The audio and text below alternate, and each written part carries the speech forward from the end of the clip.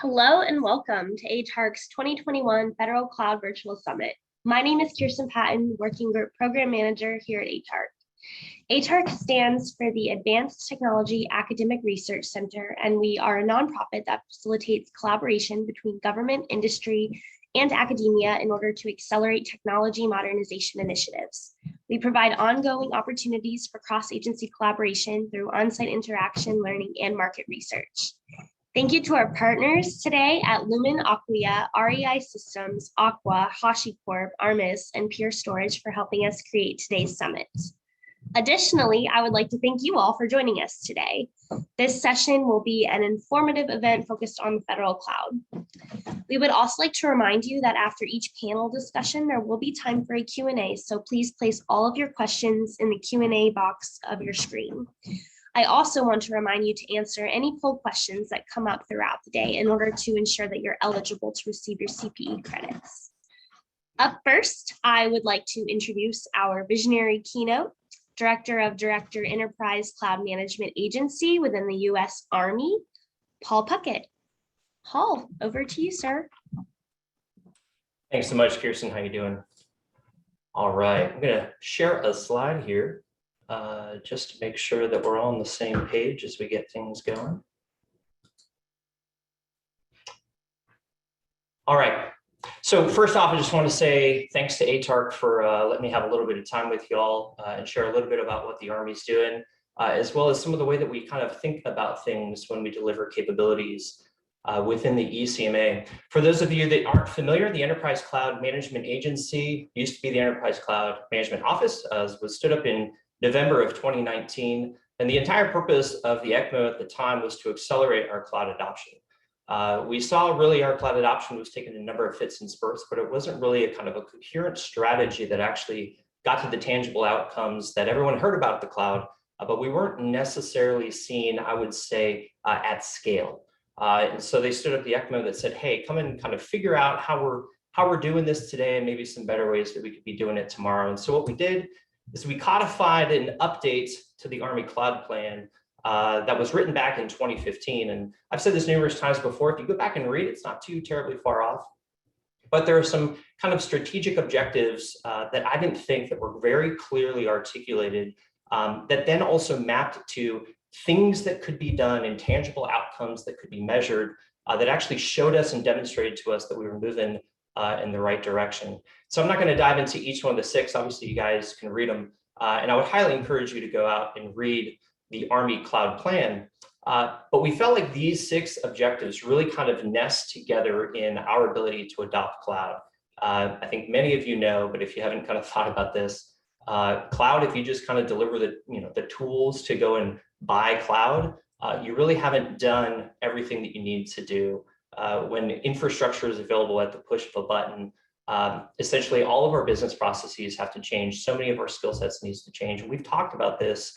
We've talked about the culture change that really needs to happen.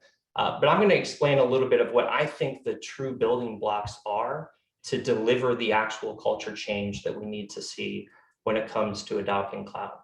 And so I'll dive into kind of a few components of these six. But really, there's our ability to make decisions. And really, at the end of the day, how we act is important, and the information that we have when it comes to how we act is important as well. We need to trust it. We need to know that it's good information. And so at the end of the day, it's all about making decisions at speed. And we see that the rest of these objectives really are kind of nested within that ability to accelerate our data-driven decisions. For those that don't understand kind of how we're organized and the way that we kind of think about the world, you can read here our mission. And really our entire mission is to increase Army readiness and lethality. But we think that it's really important to do that by one, enhancing our digital literacy, right? We're changing from the industrial age to the information age to the cognitive age.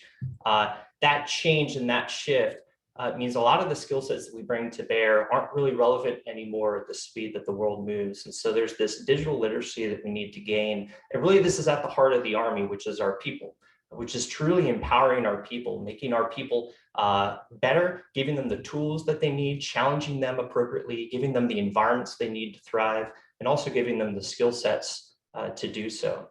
So driving digital literacy is really important, and I'll talk a little bit about how we do that. But we also think that driving the world around data, software, and our process transformation is absolutely critical here. The way that we look at data, the way that we deal with software in a world where infrastructure is available on demand, we think is really important.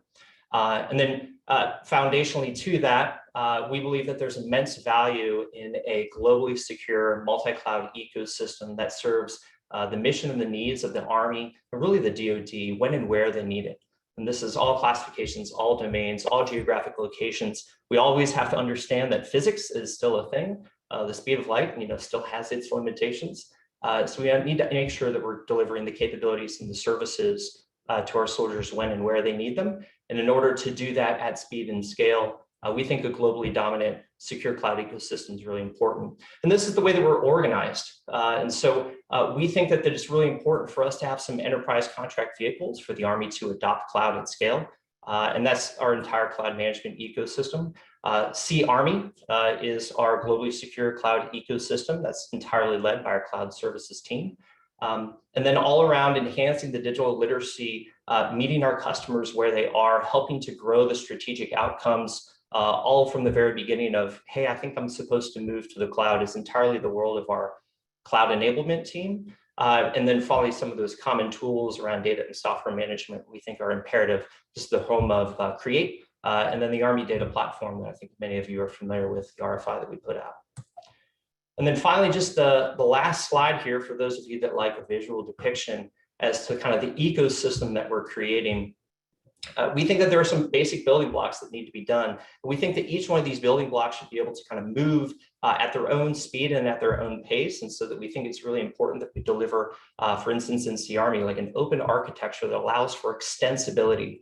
Because there's the common services that we want to deliver in the ECMA, but there's an entire world of capabilities and services. We want to ensure that that foundation is extensible and open, and then anyone, whether it's soldiers or contractors, can contribute to that.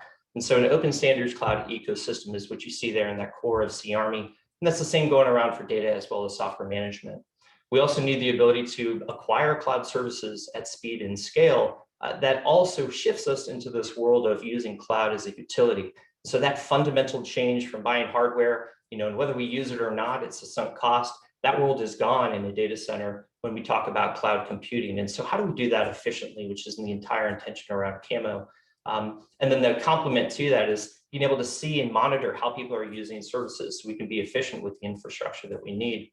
And then finally at that layer there is coming along the different PEOs and commands and programs, and even just small, battalions, divisions, people that want to deliver capabilities, that have an idea and they need an ecosystem to do that, is coming alongside people when it comes to modernization, migration services, giving them the actual skill sets they need, but also the complement of labor that we need to bring along as well in order to deliver on outcomes.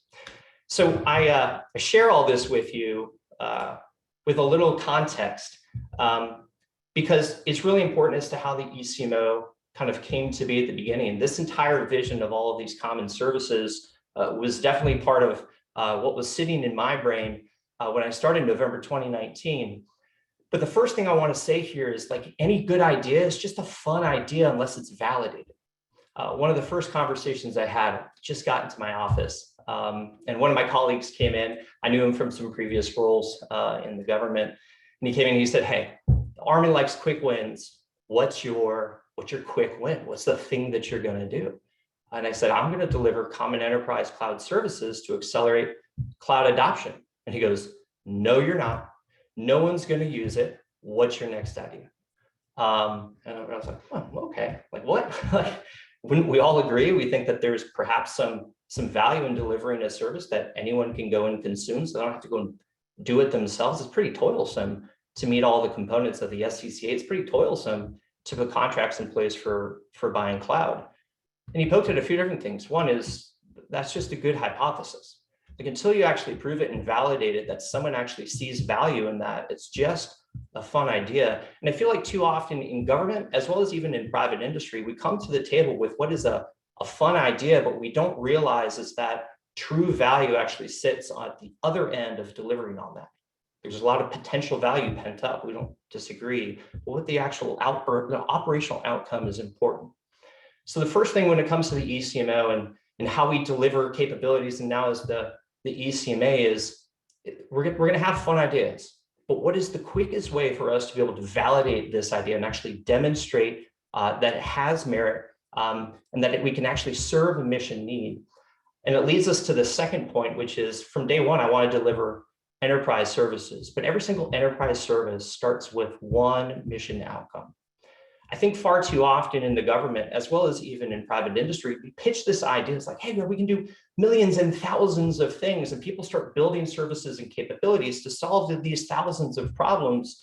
And then they come and they say that they're operational. And the first one that comes on board is like, but I kind of need it this way, or it doesn't necessarily match me, perfectly. And then we kind of struggle with this idea that all of a sudden this thing that we worked so hard at now has to be tweaked coming out of the gate. Don't do that. Every single enterprise service starts with one mission outcome, and you have to demonstrate value there before you grow it and scale it. And you're going to find edges to your enterprise service, but you've got to start with one outcome. I had a really deep conversation with one of my good friends around this very topic. Is when we talk about scale here, we've got to start somewhere, and it has to start somewhere that actually delivers value for someone. And then I also want to get to the third point here is scale is measured in the actual outcomes, right? So you can deliver a service that's built for scale, but if you actually don't deliver outcomes at scale, like have you actually delivered it? And I think that's a really important kind of tweak in the metric, if you will. I think a lot of people look at the potential value of an enterprise service and reusability of it, but they don't actually look at how are people actually adopting? What are the outcomes that are actually being achieved here?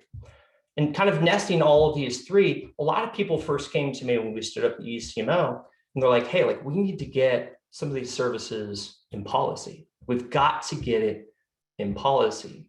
And when it comes to adoption at scale, and when it comes to perhaps when we talk about, the laggers and like an adoption curve, perhaps there's value there in a policy or a mandate. But if people don't actually see value in your service, they will fight you and they will find other ways to adopt capability. Which means at the end of the day, you've got to balance that business need, that business strategy for enterprise adoption with the actual customer feedback of, is it actually providing value? In my team, it's really important to us is we don't have to lean on policy. If leaning back on policy is like your backup plan, I think you've done it wrong. I think you're looking at the wrong thing. Your essentially primary plan should be, how do I actually design myself to be able to elicit feedback and then act upon that feedback? And how do I actually deliver value that just makes it impossible for anyone just not to speak up and say, this is actually really good stuff. Like, this is usable stuff. And even beyond that, this team is willing to listen and kind of find those edges with you. And spending that time with people, meeting with them where they are, growing their and your digital literacy, and actually getting to the value at the other end, I think is the new imperative when it comes to any enterprise service. If you've read A Seat at the Table, talking about the changing kind of role of the CIO, is that it's a business value play. You've got to deliver services that people actually want to use, that people actually see value in. Dr. Iyer is absolutely adamant about this when he talked about the actual business value that we can deliver for the Army at scale. We've got to see people that actually love what they use. And that's really kind of the thing that drives the ECMA. And that's the thing I want to share with you is both if you're private industry as well as in the public domain, is you've got to look at delivering capabilities around the cloud as a value play. And not just, you coming to the table, it's actually the delivered value at the other end. And if you haven't come alongside people to actually help them solve that problem, to get to that mission outcome, you've got a lot of pent up potential value, but you actually haven't delivered on the thing that we truly need, which is the mission outcome. I was meeting with a private company that was like, hey, what do you see as the actual true value of this technology? And I said, well, none, because that technology without my mission is just a fun idea. And so that's what I want to leave you with, both in the private and as well as the public domain, is we want to deliver services and capabilities that solve our problems, but far too often we measure the wrong thing. And we see a lot of that potential pent-up value as the thing delivered. But we've got to be adamant in actually seeking out the actual outcomes and opportunities at the other end. So today you're going to hear from a whole bunch of different people, from Lumen to Aquia to Aqua. You're going to hear a panelist talk about essentially cloud adoption. You'll hear from my old buddy, Joe Foster. You'll hear about Travis and things going on over at the Navy. And I think what you'll start to hear is, even in kind of this journey and learning, there's this thing that's actually delivering an outcome at the other end that is truly that aha moment of capability and services.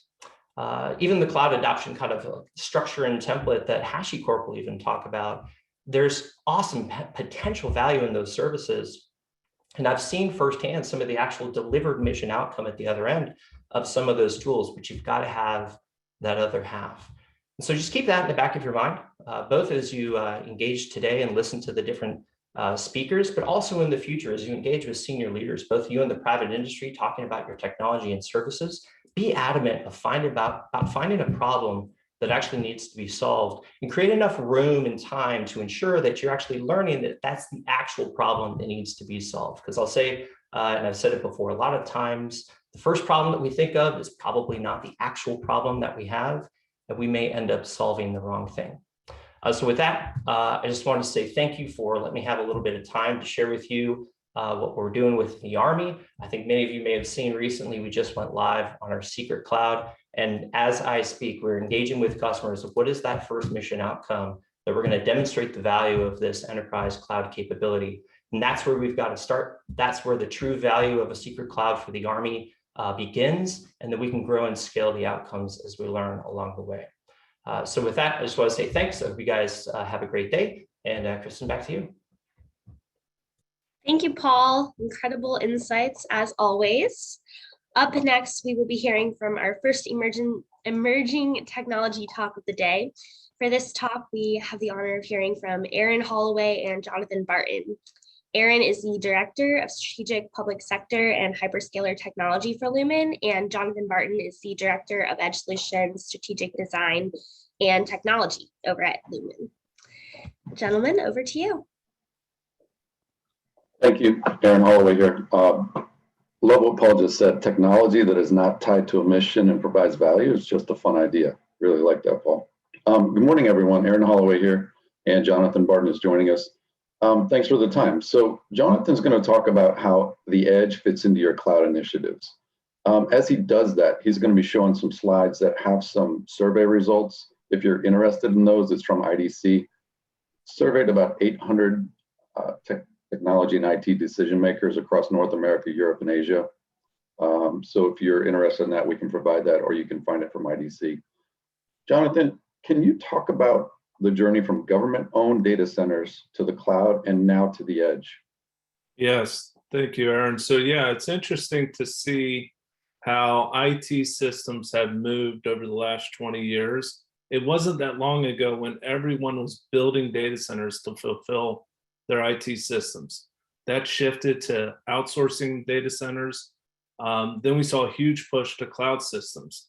Now we're seeing systems move to the edge in addition to the cloud.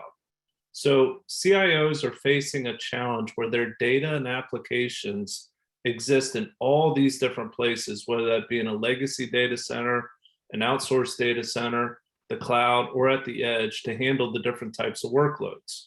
Agencies are striving to achieve outcomes to maintain consistent service levels of availability, performance, and security. Due to emerging applications representing the fourth industrial revolution, delivering services at the edge has become necessary. So we're seeing an emergence in applications serving critical needs in applications such as surveillance systems and real-time video analytics. Healthcare by improving urgent care response time using IoT devices to deliver critical patient information in real time. Sensor monitoring systems critical for monitoring things like earthquakes, floods, forest fires, and many other things. Fleet management systems requiring real-time monitoring and decision-making, and workloads supporting distributed workforces needing consistent delivery models and work from anywhere systems. We see these edge systems as complementary to deploying applications in the cloud. The cloud platforms are supporting these edge deployments by providing the data analytics, reporting, and overall information systems. Lumen's edge solutions are allow for customers to deploy workloads with less than 5 milliseconds of latency in 99% of the US markets today.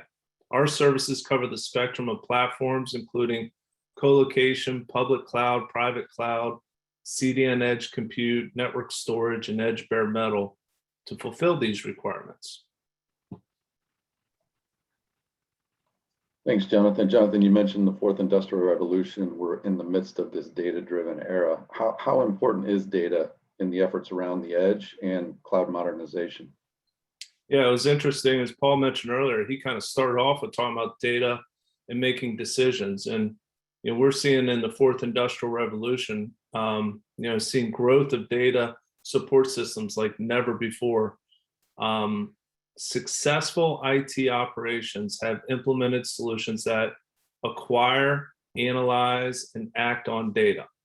The outcomes here are numerous in the world of informing leaders why certain situations occurred and how to forecast future outcomes. The right type of data support systems strategy assists leaders in making decisions that are unbiased and data-driven. Lumen's focus on providing storage management in the cloud or at the edge to fulfill these requirements. From there, a proper decision sciences framework can be implemented to properly acquire, analyze, and act on data. And Jonathan, we can't touch on edge or cloud without talking about security. What are some latest trends around securing applications at the edge or in the cloud? Well, we've already established that workloads are now being deployed in more locations than ever before. Multiple cloud providers, multiple data centers, now at the edge. The ability to secure all of the workloads is even more challenging. So with the advent of ransomware attacks, seeing a colonial malware attacks such as SolarWinds, more and more focus should be on awareness and prevention. Rigorous policy controls, vulnerability scanning, penetration testing should be incorporated. A true defense in depth approach is needed. And so Lumen is focused on helping government agencies keep all these assets secure through managed services, such as providing trusted internet connection services or TIC 3.0, but also in providing professional services to implement more rigorous scanning, prevention, and response services. And then how would you tie in a network strategy to the edge and the cloud modernization initiatives going on? Well, it's interesting because if we go back in history and we look at, all right, in the past, the data center served as a central point of management activities and a focused effort on capacity, security, and availability of that network could be managed in just a few locations. Now the IT leaders need to have the right design, but they also need a strategy around implementation and lifecycle management. So there are many ways to connect to workloads, whether that be private or public connections, in order to enable high availability and disaster recovery. So I would suggest that you look at the complementary tools through your network providers such as internet, VPN, SD-WAN, consulting, and managed services to help implement and manage the right network modernization strategy. Thank you, Jonathan. Thank you all very much for the time. Appreciate being able to talk to you. Here's our contact information if you have any questions for us. And again, appreciate the time. Thank you. Excellent. Thank you, Aaron and Jonathan. Up next, we will be hearing from another emerging technology talk. And this time we will hear from Kevin Cochran. Kevin is the SVP of Product Marketing over at Aquia. Kevin, over to you. Great, and thank you, everyone. And just one moment while I share my screen here. And we here at Aquia are very excited about everything that we're hearing. And we do believe that we're at the dawn of a new age, particularly post the pandemic. What we've realized is we've lived now a fully digital life, and we need to accelerate the delivery of new experiences and new services, not only to our citizens, but most importantly to all of the public agency workers who actually are responsible for fulfilling the agency mission. And what has been holding us back is, for the past 15 years, archaic thinking in terms of how we need to build and deploy different applications and services, both to our internal employees as well as the citizens that we serve. All of the prior paths of broken workflows and siloed operations have led to poor reuse of data, has led to monolithic architectures, has led to poor and expensive integrations that ultimately made it very hard to govern, to ensure we were compliant, to ensure that we scaled, and to ensure that we had the proper security so that we could secure our agency and secure our citizen experiences. A new approach is needed. We need to accelerate the unlocking of data and insights to empower our agency workers and enable them to produce compelling content, compelling experiences, and to deliver more applications and services, while at the same time reducing risk, fulfilling the agency mission, and making certain that security and governance at the core of everyday life for every public sector worker and every citizen. We need to rethink and organize a different approach. Here at Aquia, we pioneer an open digital experience platform, which is all about leveraging the cloud at scale to deliver at the edge new experiences and new services to unlock the power of data and content and empower every agency worker to leverage the power of machine learning and artificial intelligence to deliver optimized content, optimized experiences to orchestrate an entire journey for the citizen, to enable them to transact with us online, to enable them to get on with their lives and have faith and confidence that the government is there to help them at every step of the turn. Where customers want to be, and we'll give you a fictitious example, customers want to accomplish a goal. For example, if a citizen is looking to pay their taxes, they have no idea if they're managing their taxes properly, but they want to turn to agencies like the IRS to help them to understand, are they doing the right thing? And we could look at example after example of different types of families. We could look at the fictitious example of the Rivieras that need help on their taxes, but don't know how to navigate the IRS. Now, traditionally, we've always thought about the citizen experience as putting up a website with some basic information so that people could discover and learn where they can get a tax form or maybe the number that they could call. But at the end of the day, what the pandemic taught us is that the customer journey and what they're seeking to accomplish, their outcome, is more than just that .com experience. They're interacting with us on mobile devices. They're looking to access online forums and actually transact with us online. They're looking to get help on forums and maybe even go and get on a Zoom call with the public sector agency worker to ask a real-time question to help them with their tax preparation. And they need to call into the call center, and they need quick responsive answers to help them, once again, get on with their day. And they need confirmation. They need that positive affirmation that, yes, indeed, they're doing the right thing. And they get a positive text message, a positive email confirming that everything that they did was correct. But when you look at the totality of the citizen experience, and we've all been living online exclusively for the past 18 months, there's different breaks every single point in time in this journey. It is not orchestrated. Every one of the public sector agencies that are responsible for delivering a different part of this experience is missing some amount of data in order to do the right thing. They're missing some amount of the tools in order to deliver the right experience that the citizen needs. And it's not just a disjointed experience for the citizen, it's a disjointed experience for the agency worker. They simply are frustrated.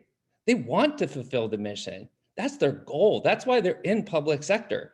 They want to do good. They want to deliver a public service. But at the same time, if we don't empower them with the tools and the data and insights that they need in order to do their job most effectively, you can try to have whatever business outcomes you want, but unless you empower the employee to do the right thing by the citizen, it's all going to fall down.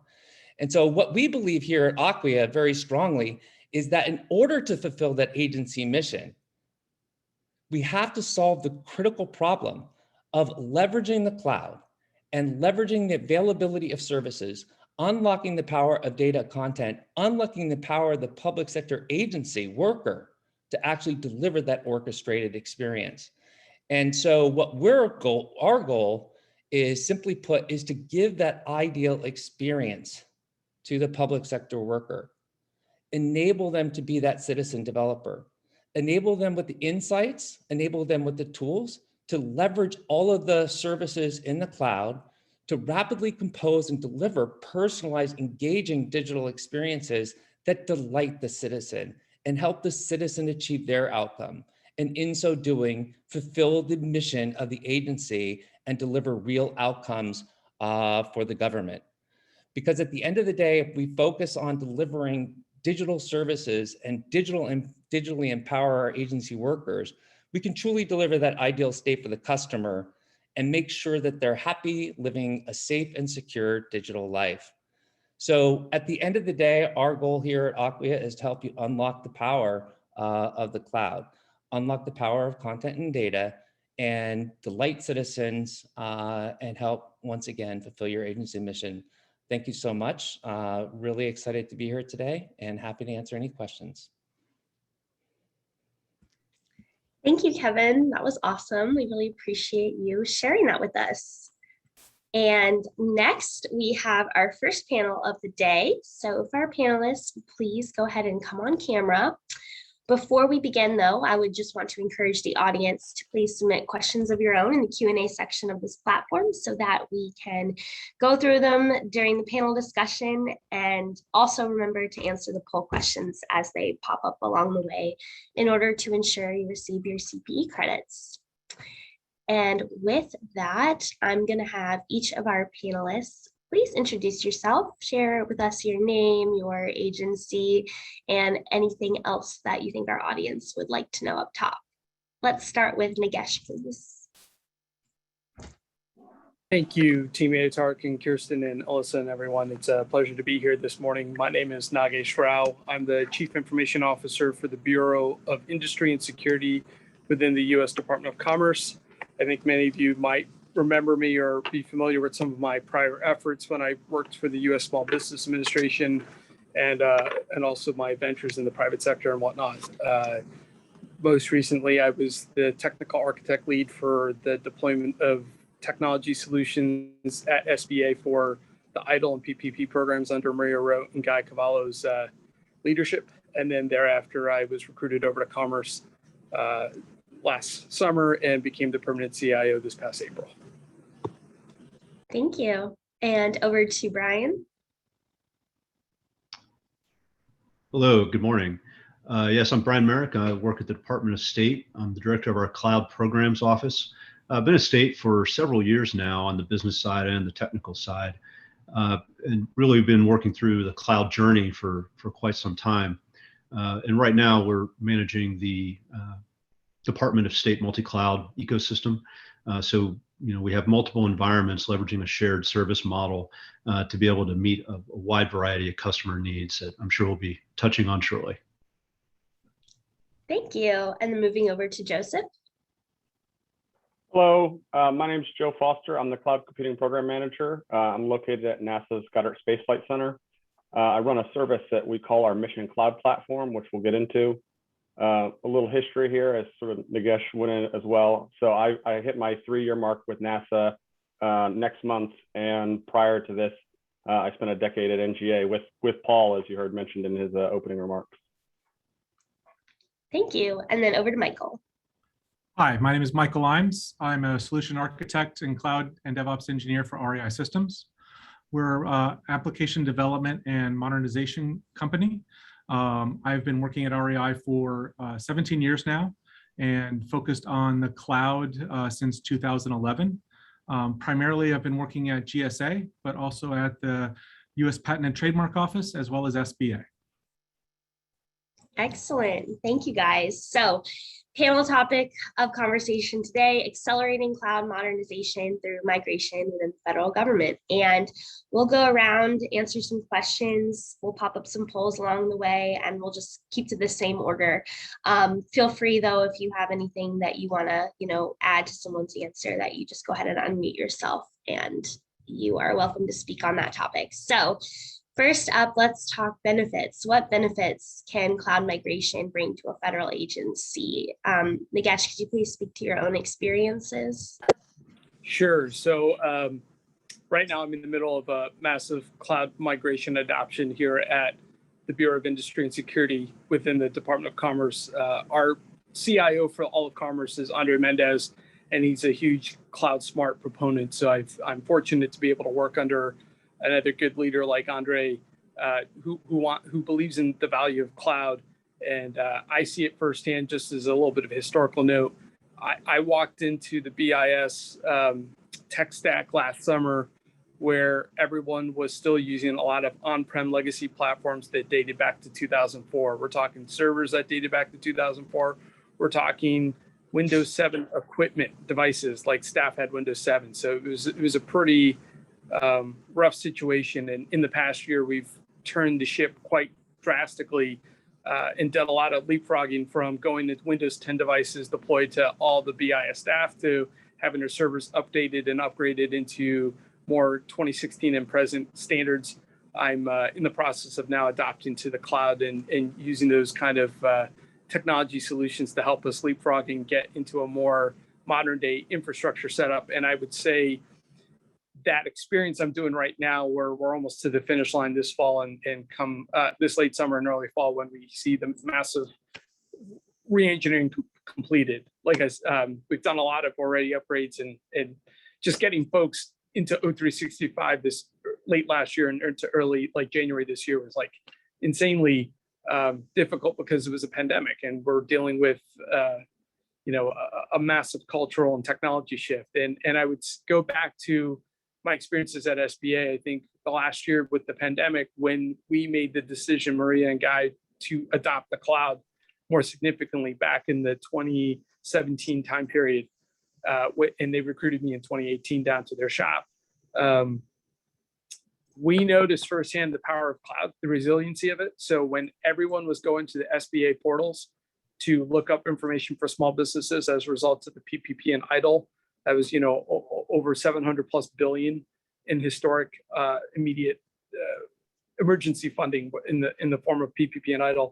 We had this massive uptick of small business owners and entrepreneurs across the U.S. trying to grab at it and try to understand about the program, and a daily influx of multi-million visitors to the various platforms. And so having adopted the cloud early on ahead of time helped us maintain our resiliency and being able to shore up and turn on resources pretty quickly, dramatically, as more users came to the platforms, right? So as more users came on, we could handle the bandwidth quickly. We just turn on more stuff over and over. And I think that experience alone has shown such great value to like what the promise and value cloud can give. Again, though, it's more about being smart about how you deploy the technology and utilize it so that you don't get caught off guard at those tough moments. Excellent, thank you. Brian, what has your experience been at the Department of State with cloud migration? Sure. So similar to some of Nagesh's comments, I mean, it's speed to market. It's the ability to scale. You're basically saving yourself the opportunity cost if you tried to do the same thing for the same amount of resources in an on-prem environment. You really couldn't afford it. And so, we don't see a lot of sort of that one-for-one technical refresh.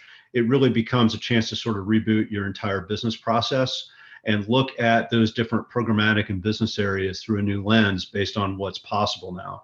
So, over the last few years, especially with COVID in the last, I guess almost year and a half now, we've seen a huge movement towards remote work. It's really kind of spurred the art of the possible in terms of using data for decision support.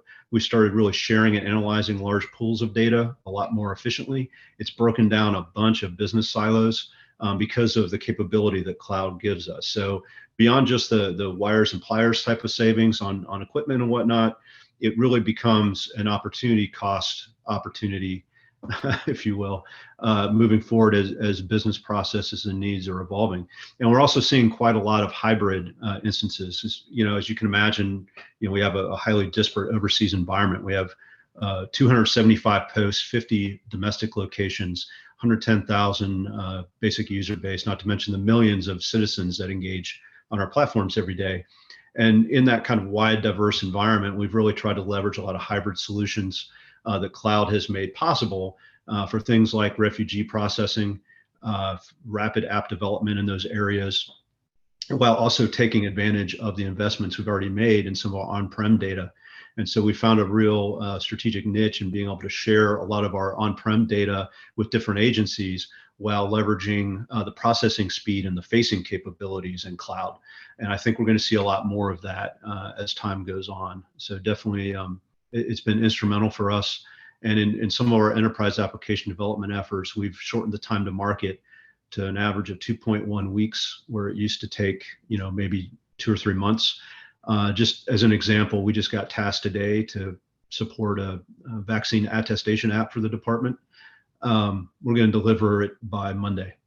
So, it's just so much faster now, the speed of delivery and the ability to harness different data sets. It's just night and day compared to what we were doing just 2-3 years ago.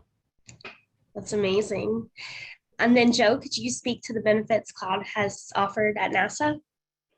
Sure. To piggyback off of what Brian said, yeah, I think for a long time, a lot of people in the federal government sort of believed that cost savings was the primary driver.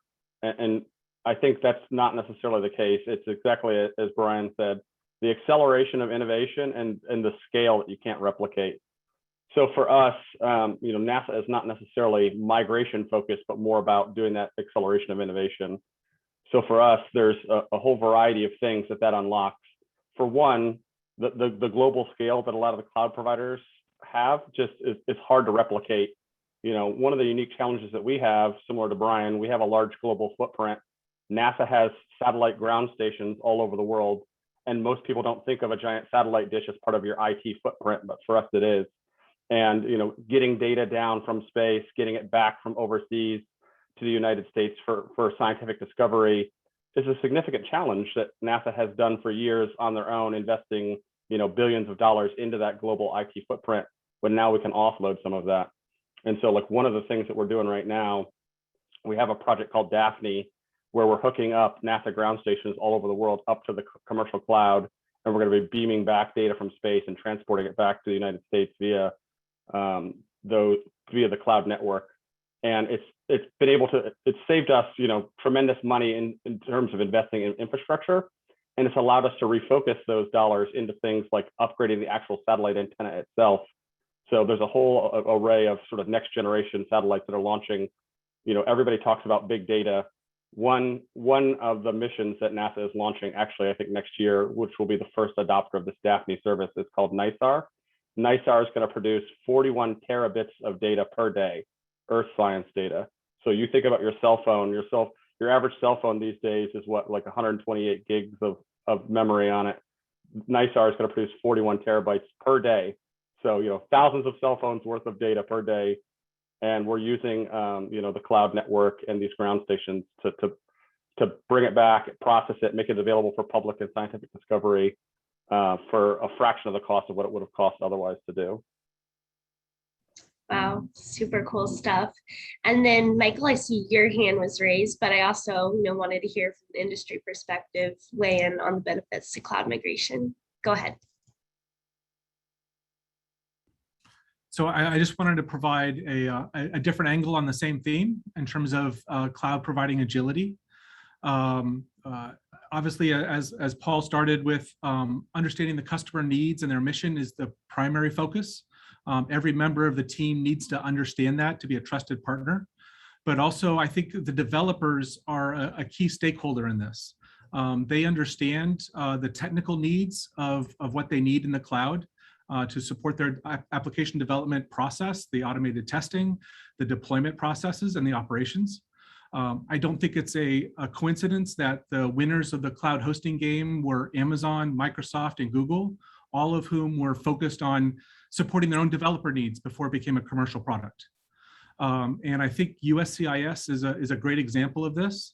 With their Ellis immigration service, they're able to actually deploy to production every single day with builds. In fact, multiple times a day, they're actually doing production deployments. That means they have a fully automated testing pipeline that they have full confidence in.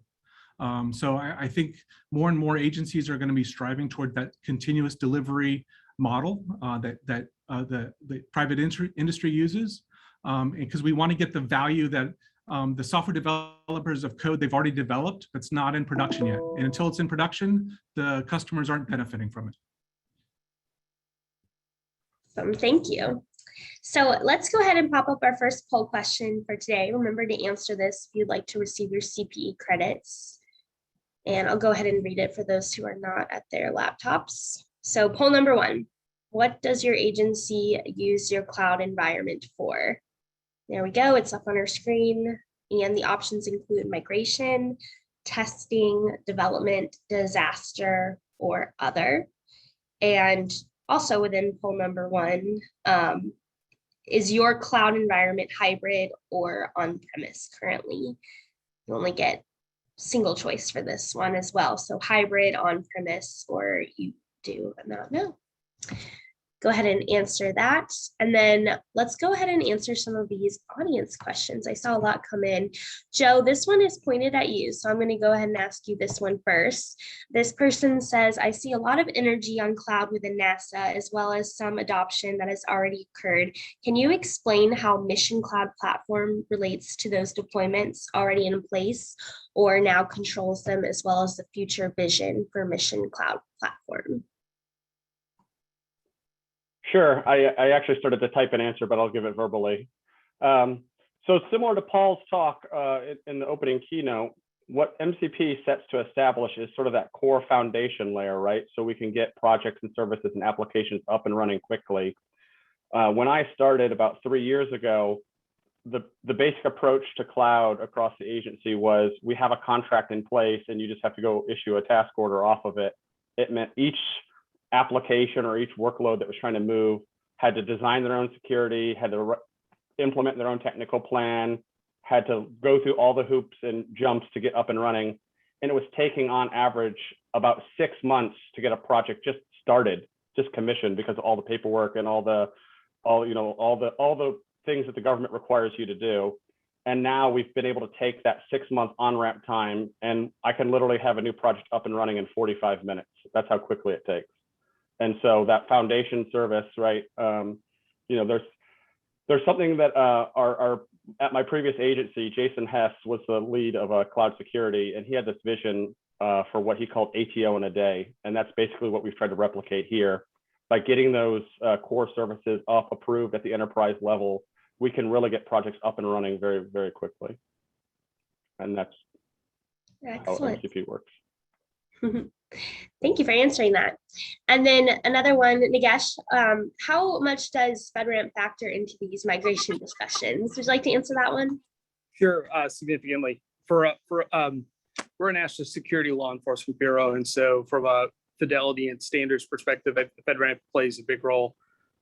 We have to have stuff that's FedRAMP authorized in order to deploy and utilize appropriately. So I would say yes, absolutely. From a standards perspective, yes. Awesome, great.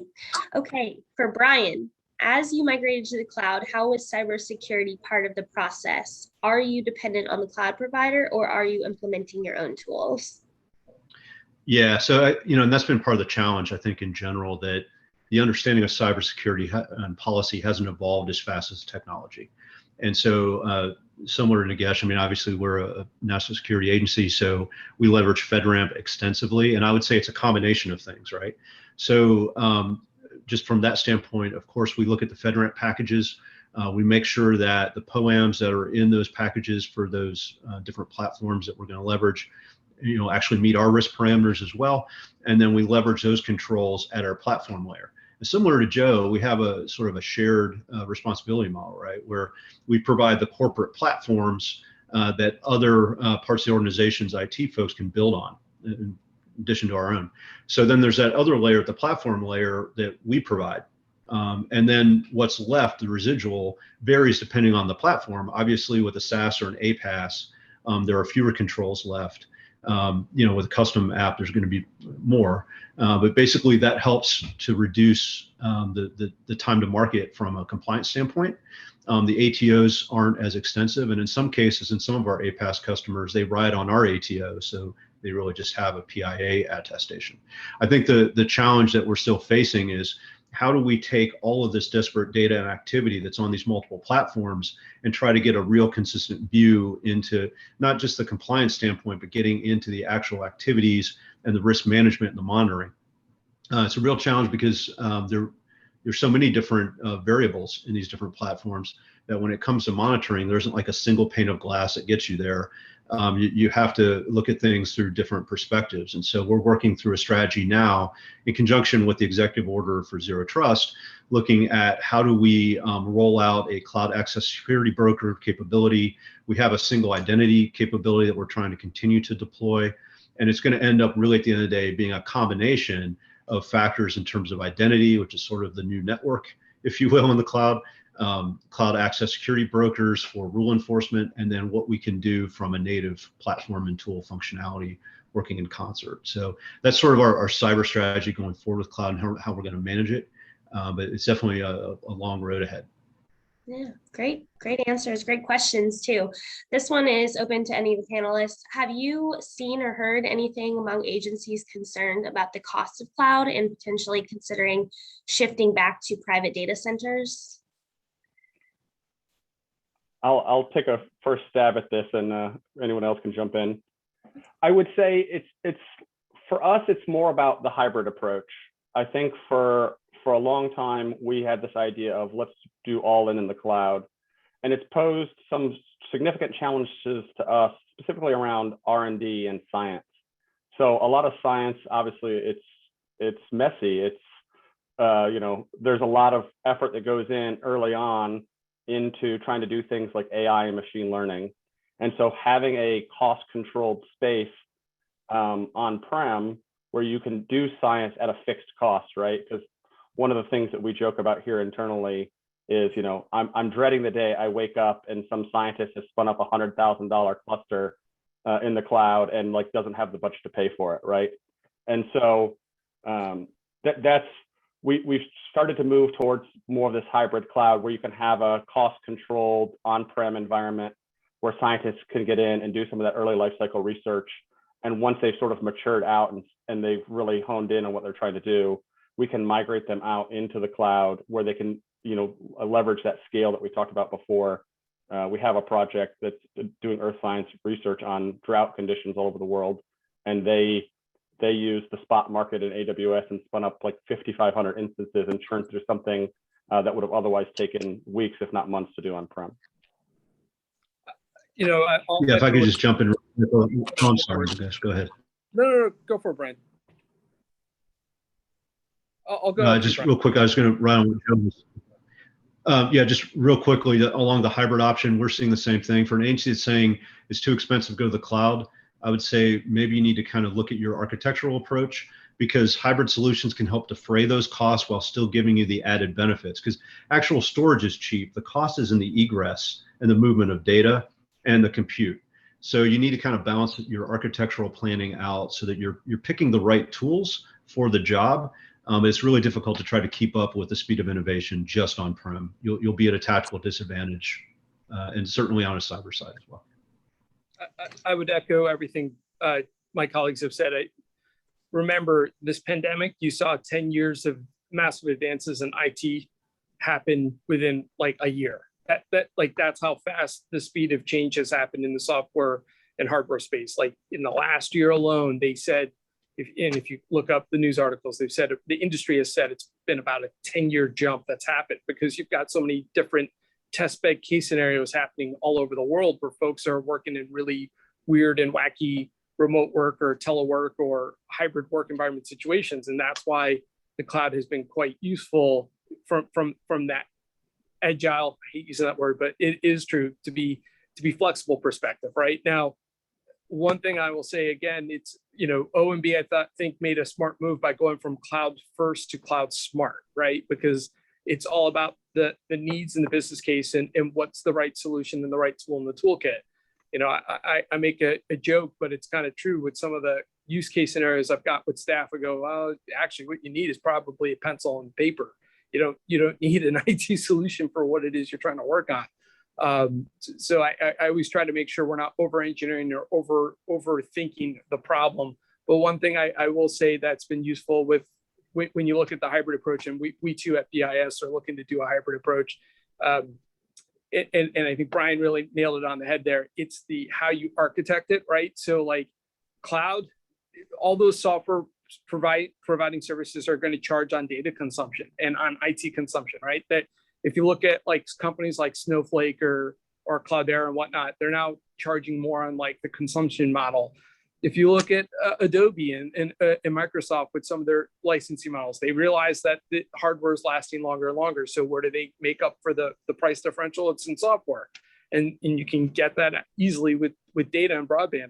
You think about your broadband for your personal phone and whatnot, and the data plans, right? But back in the day, it was unlimited data plan before all of a sudden they had to figure out how to like monetize that because they realized everyone all of a sudden was using data constantly. So what I would say is like, as you go and use those cloud solutions and whatnot, use the use of robotic process automation tools and whatnot. So like when folks aren't using the servers, at 2 a.m, turn them off.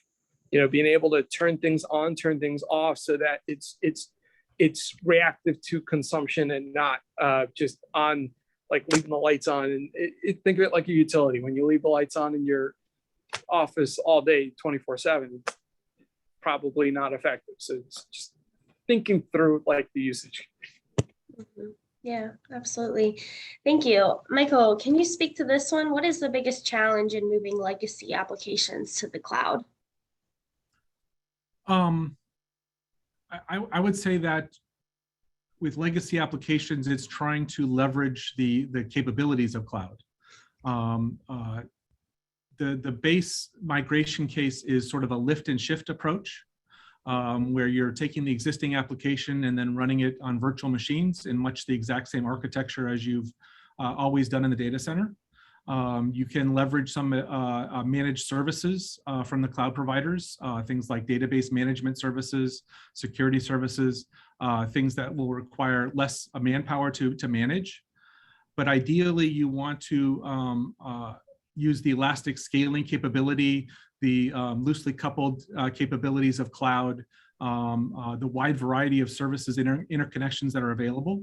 And so sometimes that requires an architectural change, whether it's a complete change, moving to something like microservices in a cloud native approach, or more of an incremental change where you're introducing smaller changes along the way. Great. And then Nagesh, did you want to share your answer to that as well? Yeah, and I have to drop off at 11. I will just say, Michael actually went through this with me when we were at SBA.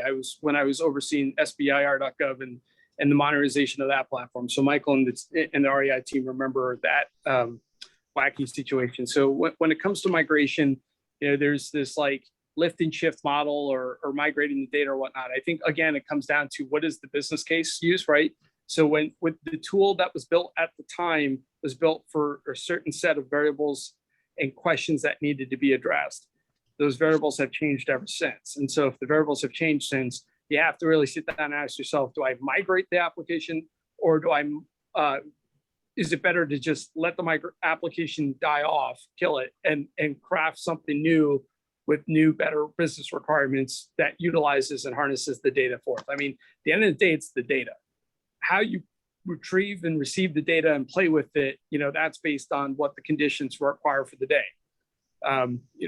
Mobile devices are far more superior now than they were 10 years ago. And so then all of a sudden you're asking yourself, if I need to answer these questions or whatnot. I think about it back in 2010, 2011. I remember I was out in SF at the time, and the TechCrunch event happened, and Mark Zuckerberg was speaking about, his new plans for Facebook and stuff. And it was like this phenomenal thing where everyone all of a sudden found out he wrote his speech for TechCrunch on his mobile phone. It was like one of the earlier editions of a mobile phone instead of on a laptop or a desktop. He understood the conditions were changing at the time. I guess that's the thing is if you're forecasting and looking at as a CIO, you should look at the data and then try to forecast what the solutions look like in the future, and then think out loud. Well, what I've got currently, is it meeting the needs of now, and will it meet the needs of the future? If not, maybe kill it and start anew from there. All right, thank you. And this is a question for NASA. How is NASA addressing IoT, OT, cybersecurity utilizing a native cloud platform? So that's a fun and tricky question. So I'll argue slightly here. This is one of the good examples of sort of not making it all cloud related, right? So as an example, NASA has a lot of pieces of equipment all over campus. So where I work, Goddard Space Flight Center in Greenbelt, it's a 1,400 acre campus with 50 plus buildings. And in a lot of them, there are microscopes and instruments and things like that that have firmware on them that can't be upgraded anymore. Some of these pieces of equipment, I use the example all the time of Hubble. Hubble's been flying in space for 30 years, which means it's been pretty stagnant for a long period of time. And it probably was in development 10 to 15 years before that. So we have something that's called the Secure Lab Enclave, where we basically firewall off and put on a private network all of these legacy pieces of equipment that can't get upgraded anymore.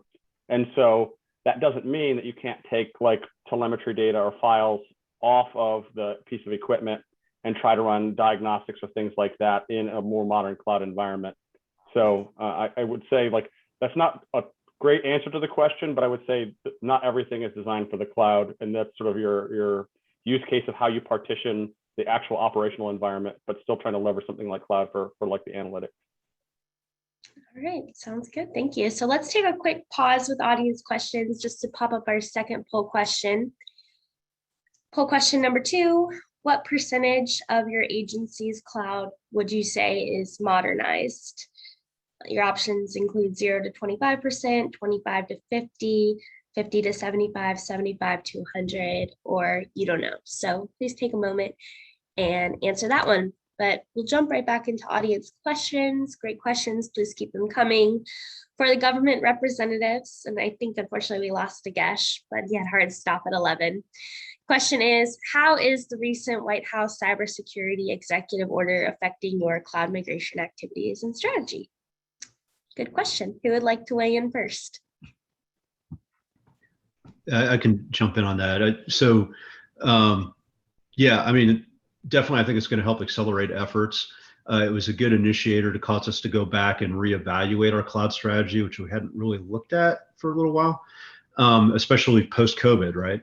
And so what that's really driving is a bigger connection between a cyber awareness policy changes, kind of like I was talking about, and enablement on the technical side, because that's been a real lag, I think, across government in terms of, I mean, when you look at a lot of the security compliance requirements and policies, they're still written for 20 years ago. I can't tell you how many people ask me, so where are your backup tapes? I'm like, really? It's the cloud. We don't have backup tapes. And so, it's difficult for folks to understand the intent and then translate that into how it works in modern technology. So I think there's a real push to try to improve that. The other thing is really looking at cloud from a holistic standpoint. So, at State, we've really looked at it in business buckets because it kind of came out of programmatic drivers. And so each business organization or business unit sort of created their own requirements for that and executed those. But it lost kind of the translation into parity at sort of what we would think of as a normal traditional legacy network level. So in terms of having all those capabilities to the same degree across the board in terms of infrastructure management on the back end, we still have a lot of catch up to do, and integrating that, like I was saying before, with consistent monitoring, type of activities and risk management activities. So I think this is going to help us do that. We're definitely, we asked for quite a bit of money through the TMF to start working on efforts around zero trust. And I think that's really going to help us get at, some of the points that Nagesh was touching on in terms of it's about the data. And for so long, we've been focused on securing the network. And now I think we're starting to realize, and this executive order helped bring that home, that it's really about the data. The network is one mechanism to help us get to that, manage it, access it, and use it. But it really becomes how do we defend that data in depth? How do we identify where it is? How do we know whose DNS is resolving to what? And how do we manage that from a risk standpoint? So a lot of activities are now starting to line up. We have a ways to go. As you can imagine, in a global environment like we have, there are going to be limitations based on just host nation infrastructure in terms of how we're going to have multiple different ways to do things, put it that way. And I think the cloud piece will be pretty integral in leveraging that, but definitely a lot of challenges. Absolutely. Joe, how about NASA? How is the EO affecting your migration activities? Yeah, it's funny that Brian brought up the TMF because that was sort of where I was going. Ironically enough, so our cloud platform today is only accredited at a FISMA moderate level, right? We sort of focused on, the bread and butter, the science. So, NASA does a lot of science, a lot of public facing stuff. And we've really seen the gains over the last 3 years. We're trying to accelerate that, right? And so with the new executive order, we wrote a proposal to the TMF to upgrade and create a FISMA high enclave. And Nagesh is so mad that he's not here because we talked about this yesterday in our prep call leading up to today. We talked about FISMA high, ironically enough. And so, yeah, so we're looking at, hey, we have all these legacy systems on-prem. Some of the most crucial things that NASA does is our flight and our launch capability, right? Like, we're flying hundreds of billions of dollars of satellites in space. Launch, especially when you're talking about human exploration, is one of the most critical things that we do. And so it's how do we move out of this sort of legacy focused, we're isolated in an on-prem network, so therefore we must be secure mentality into something like zero trust, into something that's cloud-based. And so, for us, the first step of enabling that is having this FISMA high enclave in the cloud as a sort of platform to start building out some of these other capabilities and modernizing some of these, most mission critical systems that we have. Absolutely. And then Michael, from the industry perspective, how is the EO affecting your work or, the work that you do with the agencies? I think one of the primary focuses going forward is protecting the supply chain. That's really been exposed the last couple of years. And all software is built on other software. And it has not been a focus in terms of securing that software, whether it's open source or other vendors, and finding ways to certify that so it can be trusted and relied upon. I think there's going to be a lot of work and focus on that in the coming years, both policy-wise and technology-wise. Great. And then last audience question for right now. Joe, as MCP moves forward and more deployments occur, how much value do you see AIOP's multi-cloud scalability and automation of repetitive tasks having as a measure of success for you and the consumers of MCP? Yeah, that's a good question. I saw that. I was hoping we could get to it in the chat. Yeah, as you can imagine, NASA is very aggressive in the AI and machine learning space. And so doing AI ops, just like you do with infrastructure as code, trying to do the same thing. I'll give a slight plug. There's an open source project called Pangeo that NASA is a part of that's supporting, pangeo.io, which is basically a managed Jupyter Hub and data science platform that is designed to be able to be deployed in any cloud vendor. There actually is a bi-monthly working group with NASA, NOAA, and USGS, where we're talking about earth science use cases using the Pangeo platform. And it's all the same deal, right? It's rather than it's code, I'm writing algorithms to do science, and I'm storing it in a Git repository. I'm running, machine learning against a set of data, and I'm trying to do it in a repeatable process. So NASA has quite a large AI community of interest, and there's actually a center of excellence that I'm part of as well, where we're trying to sort of kick the tires on a lot of the AI and machine learning services, comparing the vendors and the outputs of each of the services, how they compare to one another, what are the best sort of optimal use cases for doing science in the cloud. So. Fantastic. Okay, let's knock out poll number 3. How many cloud migrations have you done at your agency? Poll number 3. Options include 1, between 2 and 5, between 5 and 10, more than 10, or you don't know. So go ahead and answer that. That's our last poll question for today. Let's talk about some lessons learned. What lessons have you learned while making the shift, either technical or cultural, to the cloud? Anything that you want to share as it relates to lessons learned? Brian, let's start with you, please. Yeah, boy, we've got quite a few of them. I think the one of the key ones is that nothing in the cloud works the same way as it does on-prem. From the way you buy it, the way you secure it, the way you manage it and set it up. You really have to have people with the expertise in those specific environments, and they all work a little bit differently as well. So the more cloud environments you have, it's not necessarily fungible on your teams. You've got to have true SMEs that understand the nuances of those different environments, and you really have to have a good business plan for how you manage the costing of those. We've run into a lot of issues lately, and I think other agencies have too, in terms of SaaS and iPaaS providers that have really turned the screws on their licensing. And it can be a real challenge when you go in thinking that things are going to be a certain way, and all of a sudden your price basis goes up exponentially. So you also have to be thoughtful about exit strategies. Once again, getting back to that hybrid model, that gives you more options. We've also done other things like using different UIs in some of our builds so that, hey, great, take your platform. We've already got the nuts and bolts and the user facing built in something that we can leverage in a different platform. So there are different strategies like that you can look at to try to protect yourself. But the other thing not to forget is the people aspect. This brings with it a lot of uncertainty for folks in the on-prem community and even customers, because as you move into more of that agile development methodology, which is you really need to in these types of platform environments, that's how you can unlock the value more rapidly. You have to educate your customers going along so that they understand that, hey, this is the first iteration. You're going to get another one in 2 weeks. Not this is it, and you got to live with it for 5 years. And then in terms of the people on the IT side, also understanding where can you leverage their skills, how do you upskill where possible, and kind of change the way that narrative works around the value, because you end up adding more value from a business standpoint faster, but that causes you to not have to build it. Now you have to be able to plug it in and use it. So you're going to have to increase skill sets on the procurement side, the budget side, the security side, even more rapidly than just the technical side. And that creates a lot of angst in organizations. And it's difficult to get those folks, especially if they're clearable. So, we're looking at a lot of strategies around bringing people in, letting them do permanent remote work, especially on the contract side, looking for different sources, direct hire authority on the Fed side, so we can try to get to talent that's hard to find. But it's a real challenge. It's a war on talent.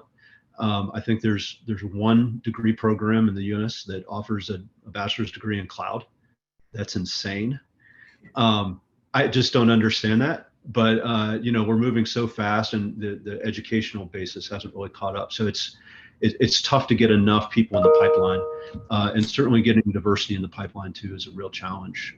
Anything we can do to spur that, we're trying to actually create programs so that we can really build expertise in all kinds of different groups of people that we can leverage that might not have had a seat at the table before. But it's a long road, and so you really have to deliberately resource that and get all of your strategies lined up. And we're still constantly working through that. But those are just a few of the challenges. I could talk about cyber challenges all day, but I'll turn that over to Joe.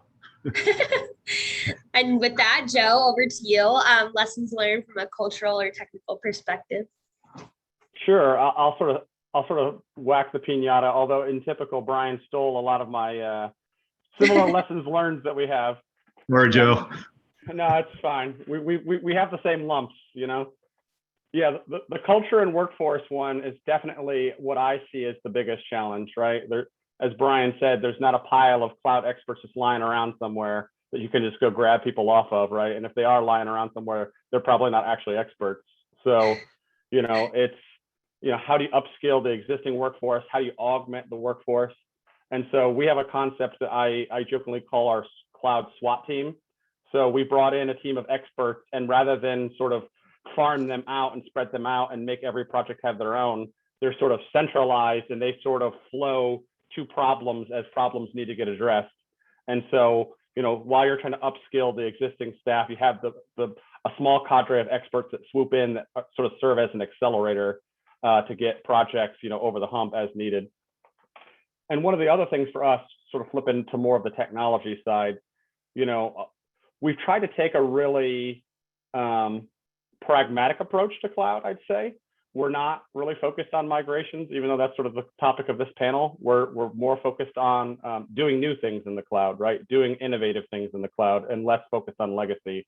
And so NASA, like a lot of agencies, they have a separate digital transformation thrust where they're working on how to incubate certain things. My colleague, Matt, I know he's in the audience watching this today. He's our DT lead. And for us, I joke all the time, right? You don't just do cloud, you have to do something in the cloud, right? But at the same time, me living in the cloud space, I don't have time to always think strategically, and having that complementary DT effort where they're trying to queue up new things, innovative things. The industry people will appreciate this. I jokingly call the DT program my business development team, because they're basically coming up with the ideas to do new things in the cloud. And they just, once the project reaches a certain level of fidelity or maturity, it sort of shifts over into execution, right? And so having that division of functionality, I think for us is very key. I can sort of focus on the tactical day-to-day, getting projects over the finish line, and having this group of DT people thinking about how to redo things or do things differently in a new world, right?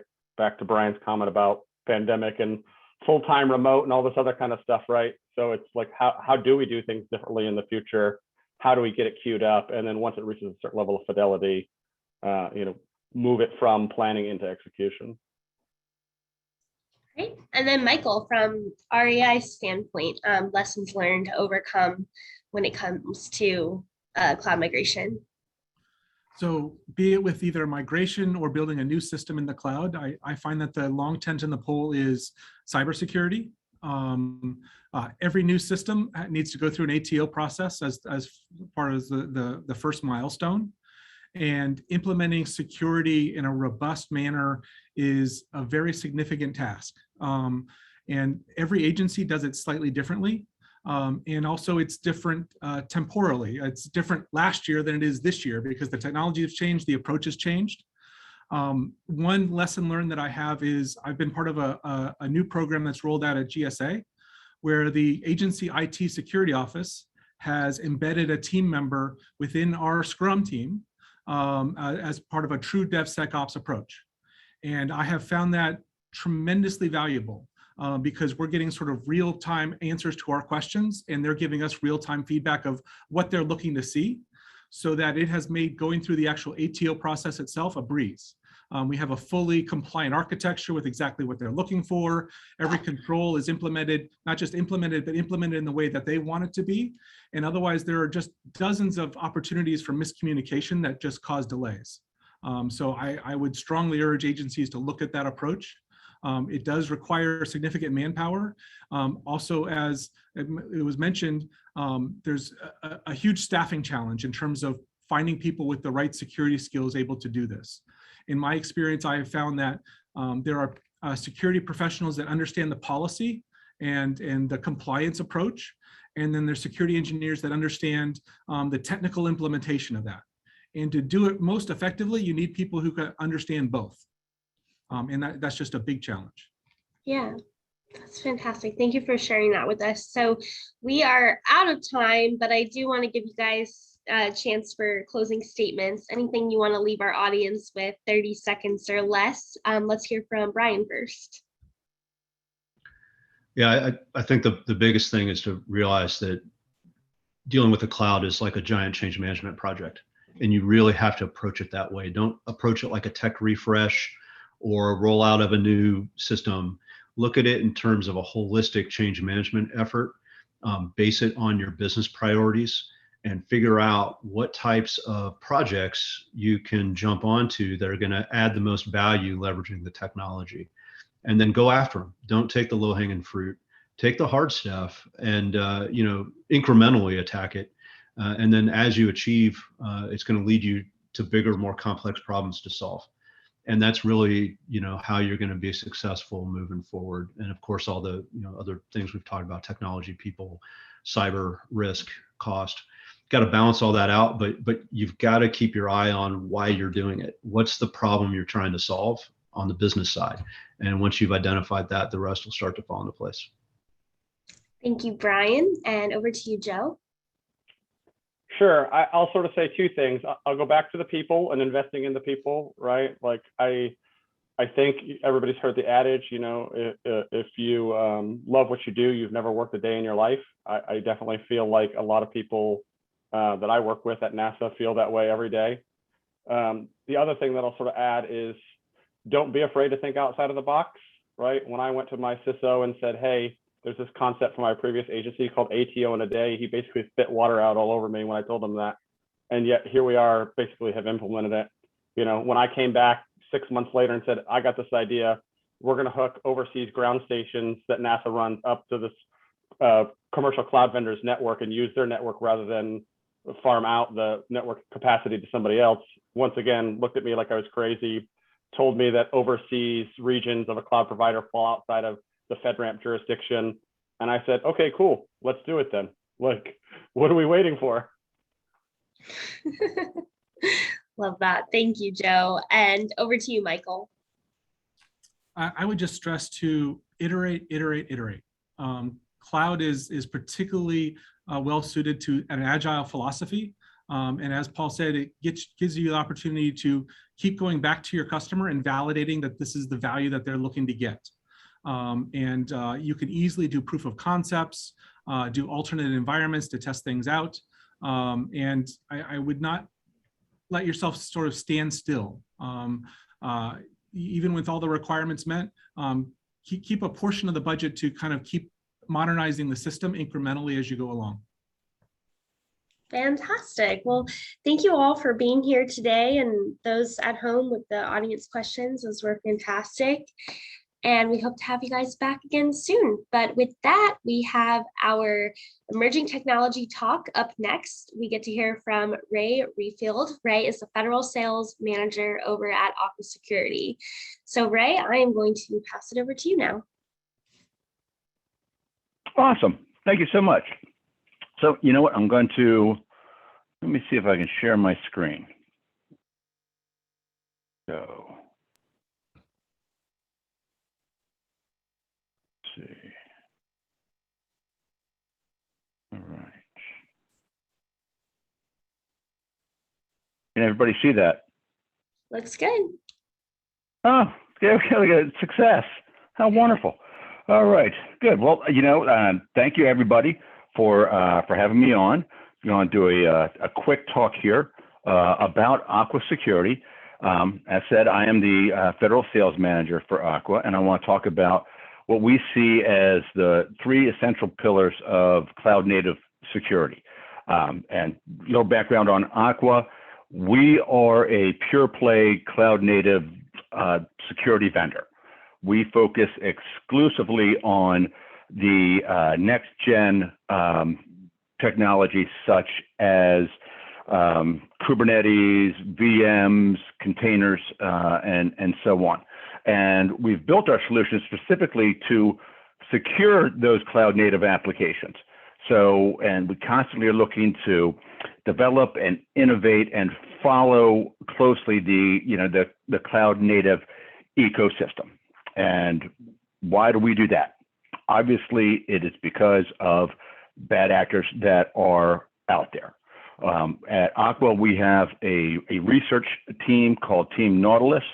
And obviously, they have done their fair share of work of tracking of attacks on cloud native infrastructure using honeypots. And what they are seeing is that 50% of vulnerable infrastructure, your clusters and your servers, are attacked within 1 hour.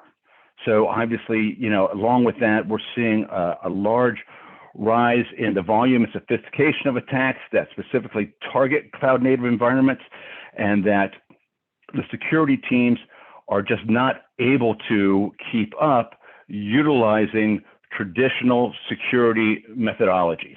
And furthermore, the bad actors are able to evade the security teams when they are trying to use those types of technologies. So that is where we come in and what we talk about is our Aqua security platform.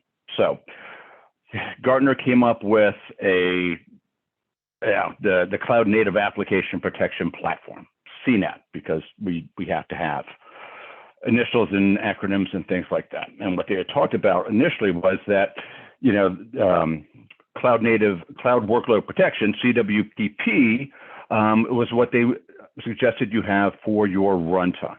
And then you have CSPM capabilities for your cloud infrastructure, being able to secure that. And then the new CNAP category combines these capabilities into protecting your cloud native applications and infrastructure using a totally unified approach. And so obviously this is what we look at when we said, you know what, we are going to build beyond just point products. We want to have a unified platform ourselves. And so that is what we came up with. And we decided, okay, we need to do the three things that are spoken about here, that all of our customers have said that they require. And that is beyond just that initial scanning and so on. So yes, we look at securing the build, look at securing the infrastructure, and then we look at securing the workload. So secure these applications, you need to do all three. Otherwise, that you are going to be falling behind. Somewhere, somehow, you're going to be vulnerable. So securing the build.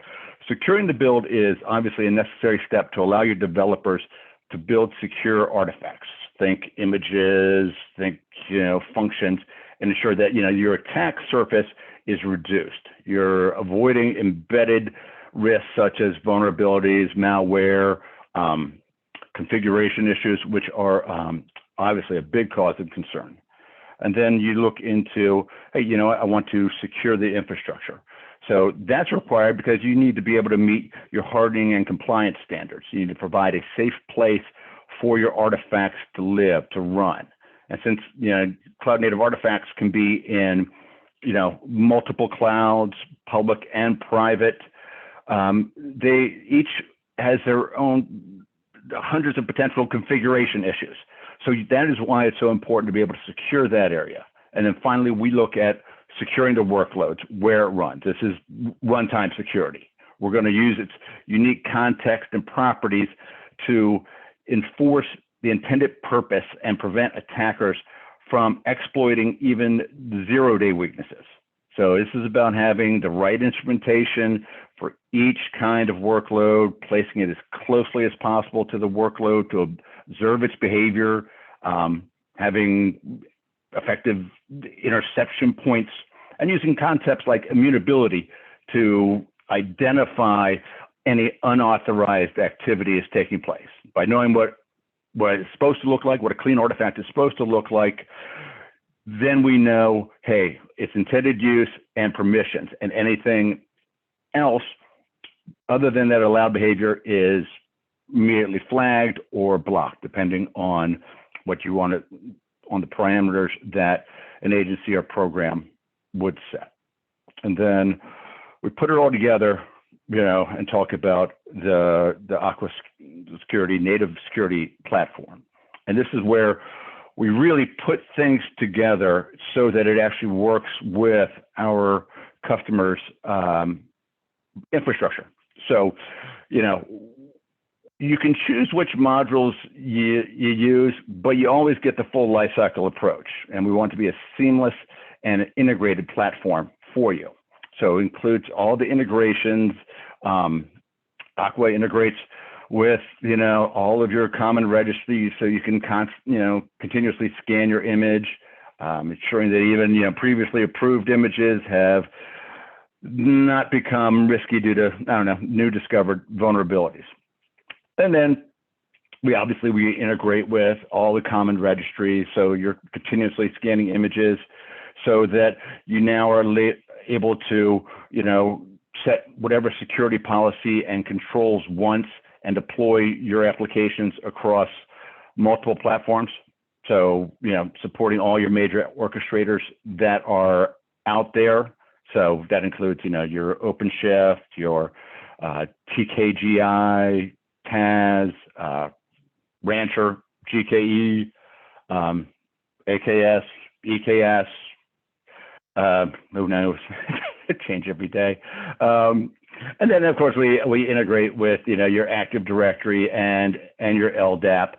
So, you can easily configure your admin roles, support for SAML, your single sign-on, and then integrate with your third-party secrets and key vaults. Think HashiCorp, think, CyberArk, Azure Vault, and so on.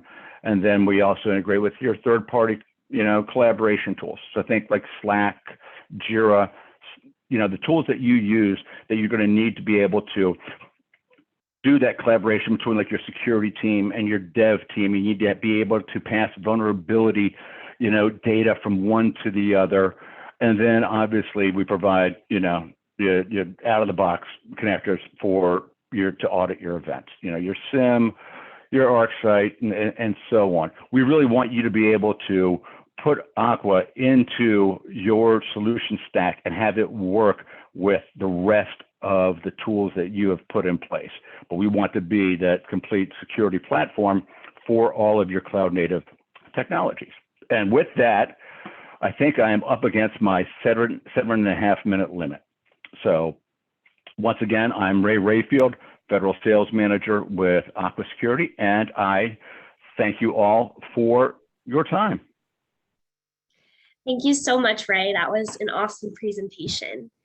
Next talk. Thank you. Appreciate it. Yeah, thank you. The next talk we will be hearing from today is Tim Olson. Tim is the Senior Solutions Engineer over at HashiCorp. Tim, over to you. Thank you very much. I appreciate that. Thank you all for attending today. I'm going to go ahead and start my share here. And let's go ahead and dive into our topic at hand here, which is really expanding on just some of the conversations that already happened here. Some very interesting discussions and conversations. The folks on the panel were spot on a lot of the observations, and thank you for sharing the challenges and the work you've been doing on adopting cloud in your environments. I would like to do here, spend the next few minutes talking about taking some of those challenges that were mentioned, right? These abilities to how do we impose digital transformation? How do we adopt, this IT modernization and move into this whole hybrid multi-cloud world? How do we move that forward and make it so that we can avoid some of these challenges that were mentioned, right? Both Brian, Joe, and Michael all talked about how difficult it is to bring this new architecture together, to move into this transition as we go from the traditional environments which we have today, where this is very well known, very well established. We already know how to stand up our on-prem data centers, our enterprise data centers. We have very tightly controlled networks and fabrics, and physical access to everything within that environment. And we're seeing, as we've already been talking about today, this transition, right, to the more dynamic aspect of the environment. How do we bring the dynamic infrastructure side of the house, right, the cloud-based part, where things are much more on demand, things are much more ephemeral in nature, or I can spin things up and spin things down, really at the touch of a button, right? How do I bring that in? How do I define what's happening there? And how do I make it so I can have the best of both worlds?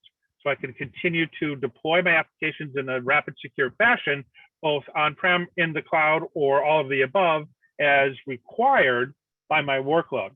And we're seeing this whole transition really drive us into this capability to adopt new primitives, right, or new paradigms in how we do things, right? And we're seeing this shift from the traditional data center, again, very well familiar with our on-prem equipment, our fixed assets, right, from standing up our racks of servers, our switches, our firewalls, load balance, et cetera.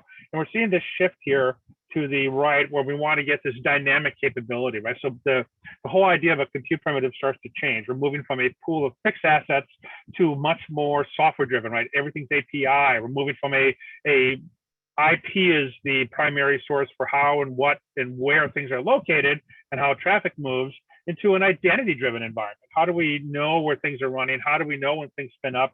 And how do we get to them in a secure way?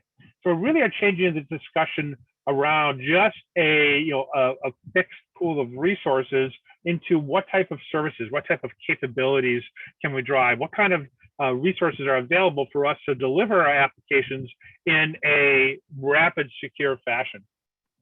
And this really becomes that whole challenge of the taking our applications and say, how do we deliver these across this new dynamic environment, right? As we're looking to migrate, or really it's modernize our environments, looking to adopt this dynamic environment. How do we take our applications and be able to deploy them across any environment, whether it's physical on VMs that we're doing today, want to move into a container environment, or even all the way up to the edge? How do we do so as we move from the static environment over to the much more dynamic side, right, where things become very difficult and very challenging because we're moved from a well-known, well-established environment to this whole on-demand, ephemeral type world.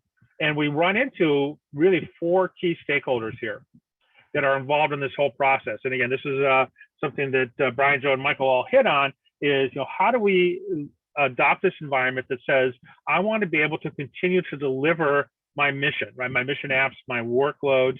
I need to do so, to meet all my mission parameters and requirements, but I need to do that across this whole environment. And this is very challenging, right? Because as was already mentioned on the panel, these are all different environments. They're all very different how I stand up a resource, a VM, say, in my already on-prem environment using VMware, versus maybe setting up something in AWS or Azure or Google or Oracle or all of the above, right? This becomes very much of a challenge to say, how are we going to do this across this environment? And really what we're seeing is this capability to say, I need to move from each of these stakeholders from a stack of resources to delivering a much more shared service environment or a shared service platform where I can drive infrastructure, security, networking, and orchestration across any environment at any time. And this is the core of what we do here at HashiCorp. Right? So we're really focused on driving this capability that says, I need to be able to help or enable adoption of this hybrid cloud model. We call this the cloud operating model. But how do we take the ability to hit each of these 4 key stakeholders and standardize on how I provision, how I secure, how I connect my services that are running, and how I can orchestrate that across this whole hybrid cloud? We call this, unlocking or adopting the cloud operating model. We have 4 really key products here that help enable that. These are all enterprise level products. Won't go into any great detail here, but it's all based on how do we establish this across any environment. So fundamentally, we have Terraform, which is an infrastructure code-driven environment, what allows me to really establish that repeatable way to provision across any infrastructure. I can secure it using Vault. This is an identity-driven environment that helps me manage my sensitive data. Console for doing service-to-service networking, and then what we call Nomad to go out and orchestrate all these workloads across all these environments. So we're shifting more now into this whole mutable infrastructure capability and driving this whole ephemeral concept, right? And when we lay down that type of an architecture now, we get into this really cool capability to enable that DevOps environment.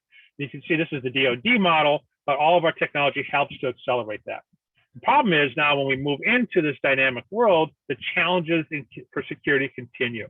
And what we find is IPs can become very brittle in trying to manage these environments, right? Because it's very difficult to scale. Excellent routing and networking protocol, but very difficult to scale, very difficult to handle these dynamic worlds. And that's where we get into this capability of zero trust, right? That ability to go out and essentially say, trust nothing and authenticate everything. And we want to do it across that hybrid multi-cloud world. So you're all familiar with zero trust, I'm sure. Something that's getting a lot of interest lately here. This is an example of a zero trust architecture from DISA. Again, you can see the 5 major tenets here: assume everything's hostile, assume a breach, never trust, always verify. And you can see part of the key technologies here that HashiCorp has to enable a zero trust approach. Right. So what we really hit on with some of our key products here is we can take things like Vault, Console, and Boundary to enable an identity-driven environment that allows you to establish a zero trust approach, a zero trust initiative or architecture, and really solve some of these really difficult problems about how do I make an identity-driven solution for my devices, or for my network, or for my applications. And that's where HashiCorp can really come in and help not only give you the cloud operating model here to give you a rapid application deployment across all your key stakeholders into pretty much any environment, any application across any infrastructure into any environment in a secure, compliant fashion that's driven on a zero trust platform. That's fundamentally what we're doing here at HashiCorp. We're really enabling this capability to adopt this cloud to address a lot of the issues that were brought up here on the panel and do so in an automated, predictable, secure fashion across any environment you need. Any other questions, feel free to reach out to us. And I think that was my 7 minutes of fame there, Kristen. Thank you. Thanks, Tim. That was great. Thank you, everybody, for your time. And we have one more tech talk left from today. We'll be hearing Curtis Simpson. Curtis is the Chief Information Security Officer over at Armis. Curtis, over to you. Thank you so much. So I'm only going to share one slide today, and I'll try to take you through a quick conversation. So great discussion today, and I'll try to pivot off as much as what we've been talking about already.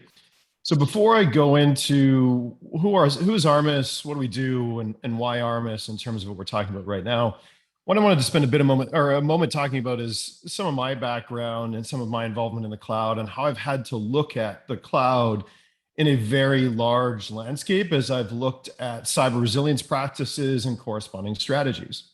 So as I just touched on, as I look at 2021 and beyond, cyber resiliency or resiliency is the name of the game, period.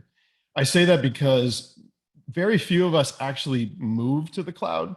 We will eventually, but what we've done is we've added the cloud. So I came from the world's largest food service distributor where I was global CISO and responsible for our global risk management program, including but not limited to the intersection and convergence of IT, IoT, and OT across the landscape. But on top of all of that, what was actually happening within the world's largest food service organization is that we were rapidly moving to the cloud to enable our customers to operate in a highly competitive environment that they were operating within, but also such that we could deliver amazing features to customers on a regular basis. What we rapidly realized, though, is that as we were migrating to the cloud, we were doing what many are talking about today, is we were moving new use cases, some of those truly innovative use cases to the cloud, and slowly shifting capabilities out of platforms like mainframes and AS400s and traditional server environments into, again, a cloud environment. In the meantime, though, what that ultimately translated into is we had critical operations being run through OT and ICS. We had an intersection of devices like IT and IoT devices running in those critical environments, supporting the most important elements of the business. We had cloud interfaces and cloud solutions of various different capabilities and categories that were interfacing with these environments, whether they were receiving data from these environments or potentially even pushing data to these environments.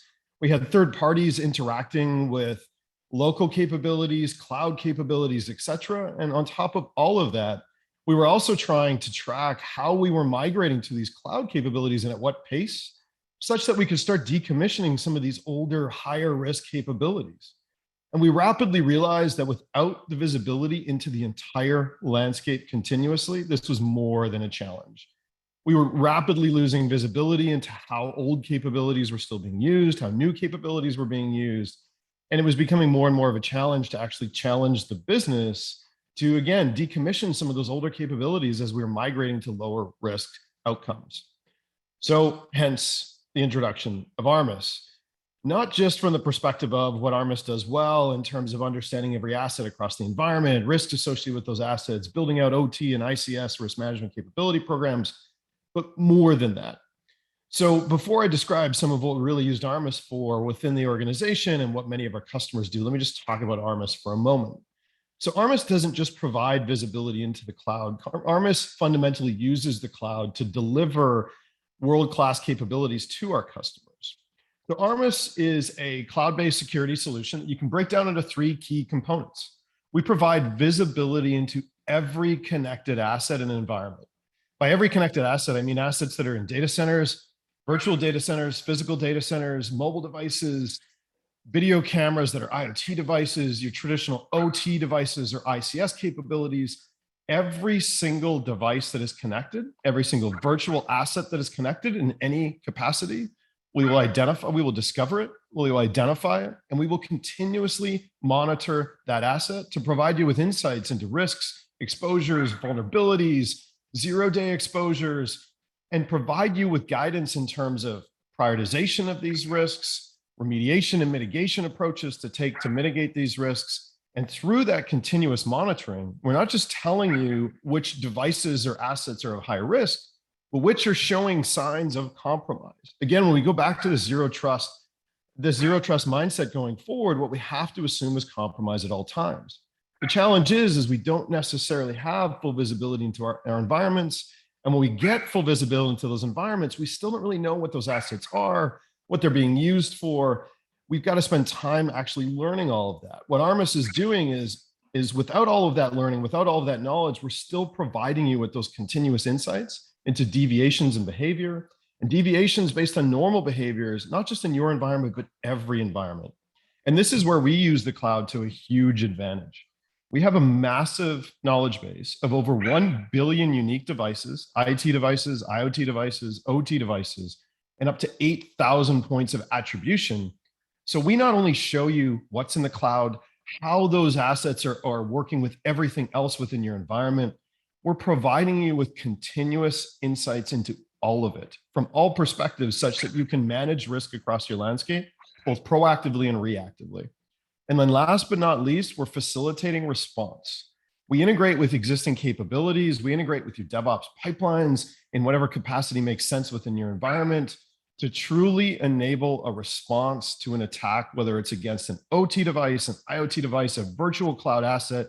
You've got one single pane of glass to provide you with visibility into what you have, what risks you're exposed to, what active threats you may be facing. And then again, the rapid ability to be able to integrate with the rest of your landscape to be able to respond to these attacks, both in an orchestrated manner, a manual manner, whether that's integrating with your SIMs, your SOARs, your SOCs. We've got you covered from that perspective. And again, this takes you through the entire journey, because what you'll find, as many we're talking about today, is this is a journey.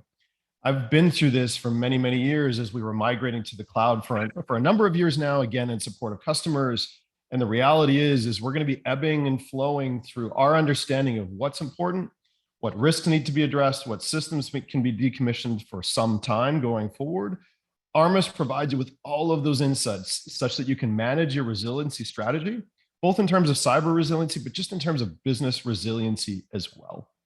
So that's all I have for today. And I've only got a few minutes, so thank you for the time.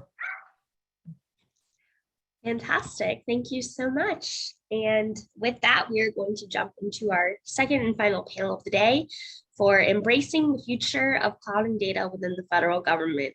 If our panelists could please come on camera at this time. And before we begin, I just want to encourage the audience, please submit questions of their own in the Q&A section of this platform.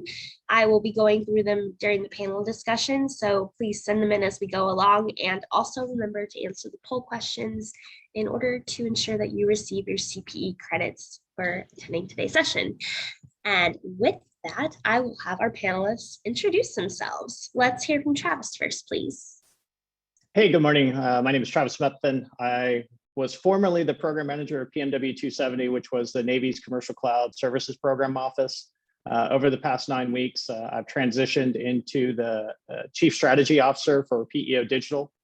So still looking at how we're doing cloud per se, but really transitioning into a service managed organization for the Department of Navy. Thank you. And over to you, Nick. And good morning, everybody. I'm Nick Saki. I am the Principal Technology Strategist for Pure Storage, North American Public Sector. I've been with Pure for about 6.5 years, and I'm retired from the Army in 2014 after 20 years, the last of which I was the Intelligence Information Architect for the Army G2. Very happy to be with you all today. Great. All right, so let's jump into it. Where do you two see the federal cloud and data going within the government? Obviously, two different perspectives, one coming from government, one coming from industry. But Travis, let's start with you. Can you answer that for us, please? Sure. I've been a part of the Navy and now Department of Navy's commercial cloud program or efforts for about 8 years. So I think in the future, you're going to see a stronger alignment to commercial principles. I think you're going to see various forms of. I got lucky enough to log in a little bit earlier and listen to the panelists, and they're bringing up, or the presenters, and they bring up some of the things that we're dealing with today on how we get after the commercial cloud. I think we went naively into how we could get there in this lift and shift approach and not really understanding what should be there, how we should move it there, and what was our ultimate end state. But what you see now is that through those lessons learned and through that maturation process, we've spent the last year and a half focusing on network and transport to make sure that our applications, our users could operate in commercial cloud. We had to transition our network services from being cloud tolerant to cloud enabled. And what that really means is we've learned a lot over what the department's done with the CVR efforts in 365 and helping the tenancy models and how we're looking at deploying commercial cloud and using commercial cloud to a force enabler. You'll start to see us over the next year make a strong push into CI/CD and dev pipelines as that really starts to change the way that we're looking at applications. Because I don't think that what you'll see in the Department of Navy is a lift and shift approach, but rather a strategic approach of how we do modern service delivery and modern application development to support the warfighters. Thank you. And then Nick, how about you? Where do you see federal cloud and data going in the future? So I'm seeing two things happening across the department. Obviously, there's the leveraging of commercial cloud services, as well as the cloudification of the DoD's existing very large infrastructure footprint. And we're seeing the adoption of technologies that fundamentally enable seamless data movement. As Travis said, the network transport and connectivity pieces of this have been crucial to enabling better enterprise data services, application development, application deployment, and portability and mobility of the data around the world to meet the DoD's very diverse mission sets around the globe. So what we're seeing now is a transition from picking components to leveraging capability that enables seamless data movement. To Travis's point, CI/CD and DevSecOps, the adoption of Kubernetes, the widespread availability of virtualization, but more importantly, the compatibility of those technologies across platforms is fundamentally enabling this seamless shift of adoption of off-premises or privately owned commercial capability, as well as influencing the DoD's own development of their existing program architectures and their enterprise infrastructure. We expect to see that continue. The cloud experience, the hyperscale experience of simplified infrastructure deployment, and more importantly, the consumption of data services and infrastructure services by the department's organizations, simply as a utility component, is becoming, I wouldn't say widespread, but is certainly gaining momentum and common acceptance. I've seen a lot of programs starting to really adopt the cloud smart capability, identifying what components of their architecture, and more importantly, what of their data has to remain on premises, and then the adoption of global or enterprise services or organizational services in a cloud model so that they can be generally shared around the world. This is always the challenge for the DoD is, while it is one very large organization, it is spread literally around the globe. And the diversity of missions makes, creating tailored capability is essential, but also having general service capability is essential. The other thing that I've seen is the creation of purpose-built clouds, or, for example, MilCloud 2.0, specifically tailored to the department's needs, addressing the security requirements, the locality requirements, and the connectivity, providing a set of services that are generally geared towards mass adoption, but also at a utility price point that is competitive with other commercial cloud platforms. And I think you're going to see this leveling of pricing, as well as the expansion of capability, and most importantly, the address of security requirements to suit the department's needs. Excellent, thank you. Let's go ahead and pop up poll number 1 for our audience, and I'll go ahead and read it. Which scenario best describes your organization's cloud strategy? And the options include all of our workloads are running in a secure cloud, or some of our workloads are running in the cloud and some are still on premise, or our workloads are fully on premise. So go ahead, take a second to answer that question, and then I'll be curious to see what those answers are. So whenever we have enough responses, maybe we can go ahead and post those up there for us to review. That is poll number 1. Okay, so it looks like for the most part, some of our workloads are running in the cloud, and it's cut off. I think it said that some are still on premise. Travis, Nick, how do you guys feel about those results? Does that seem valid, or does that, kind of run with what you'd expect from the audience? Go ahead, Nick. I was going to say absolutely. And I also expect to see the percentages shift from some of our workloads are running in the cloud and some are still on premises to more and more workloads being running in a secure cloud. Travis, how about you? Go ahead, Travis. I'm sorry. I 100% agree. I think this represents what we're seeing today, but I think it's going to transition in the future as we start to lean in on the data and the data strategy and where the data efforts are aligning. But I think it also, as we start to get into things like Project Overmatch and what we're doing in the Department of Navy of how we're designing the end-to-end capabilities and those systems availabilities and resiliencies, you're going to start seeing a shift to cloud principles.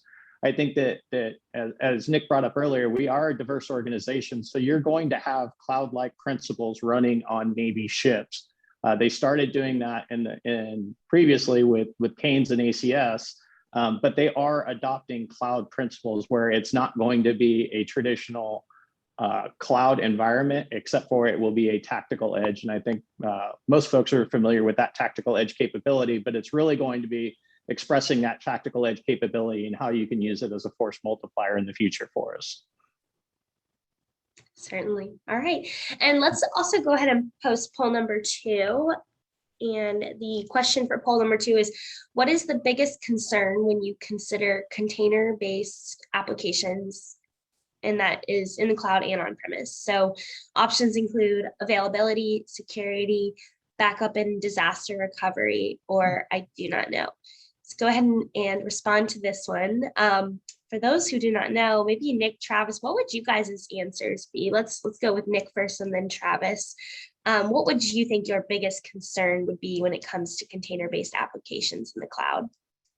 All of the above. But first and foremost is security. That is probably the longest standing principle of system design and architecture in the DoD is first build it secure. Everything else has to flow from that.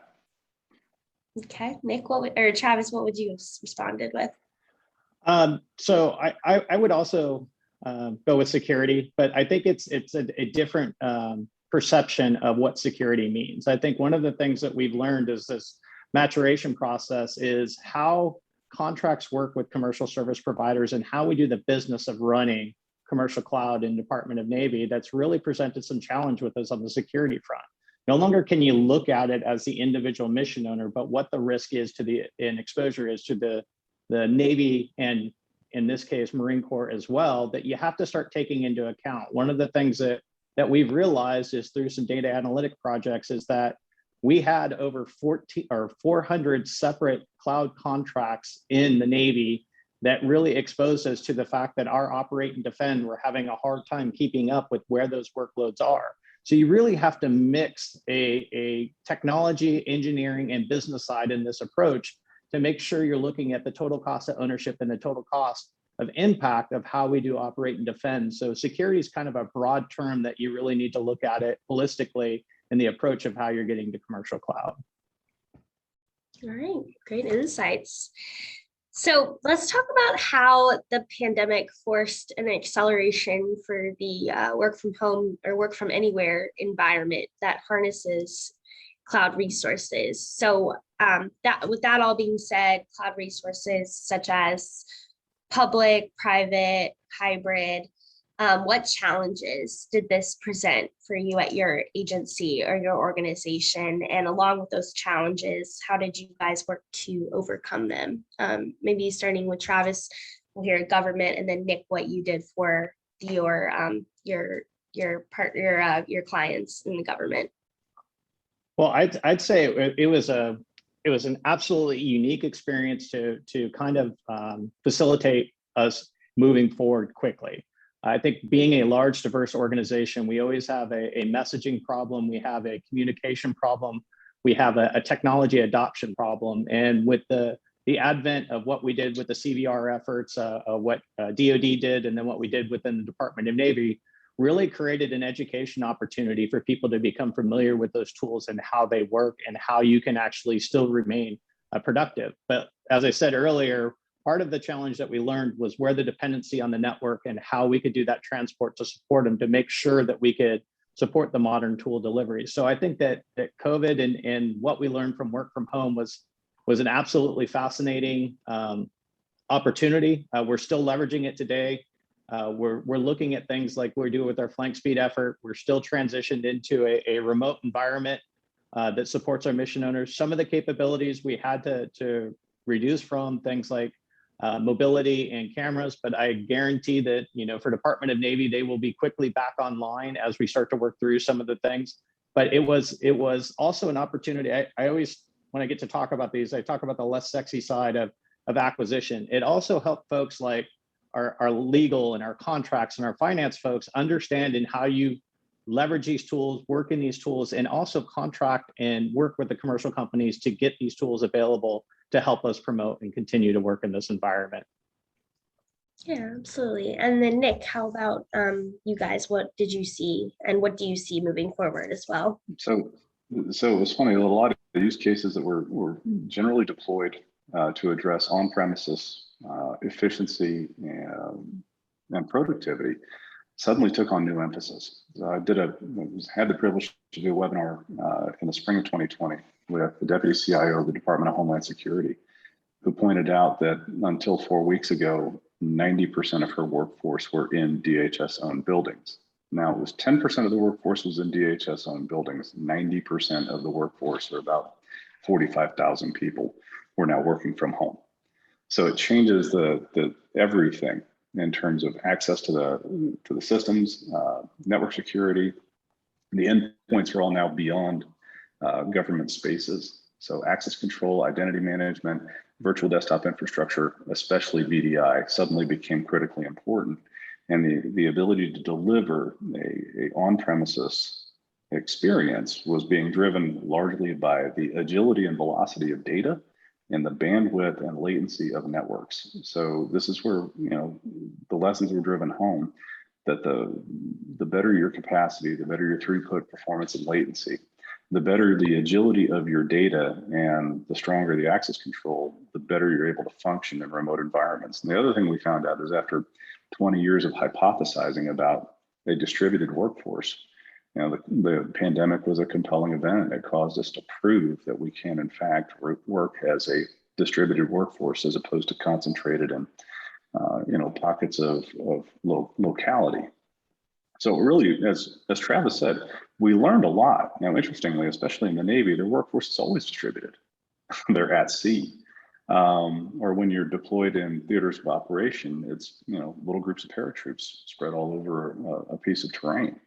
So the remote networking piece, and especially all the security components, the access controls that pertain to doing that, simply got deployed at a much wider scale. And it was proof of the validity of the approaches that a lot of organizations have taken in terms of how they do access control, how they do remote workforce management, how they've hardened their organizations. So I think that I think it's set the conditions for a fundamental transformation in how government operates all the way down to the sub-organizational level. We've proven we can be distributed, but at the same time, we've learned some things about technologies that work well and technologies that don't work well. But the key enablers to this have been the widespread availability of large-scale compute, networking, and data service infrastructure to facilitate a very quick deployment and incredibly rapid scaling of the applications and the data to address a workforce that is no longer working in government buildings on government networks, but working from virtually everywhere. And that's been remarkable to see. And it had to happen. And I don't think that it would have happened had the pandemic not created the conditions that necessitated it. And as I say, necessity is the mother of invention. Yeah, absolutely. So Travis, what do you see the importance of including cloud and management platforms in your modernization plans and the value of platform scalability and security in modernization? Oh, I think they're absolutely key enablers. As you start to transition I really don't like the cloud term, but as you start to transition into the platform aspects of what we're looking at in modern service delivery, you have to add those key components in, that scalability, that flexibility into those activities that you're doing for modern service delivery. I think the challenge that we get into in the DoD sometimes is an arms race about what is cloud and who has the best cloud. And really you're trying to get to that modern service delivery and how you support the warfighter.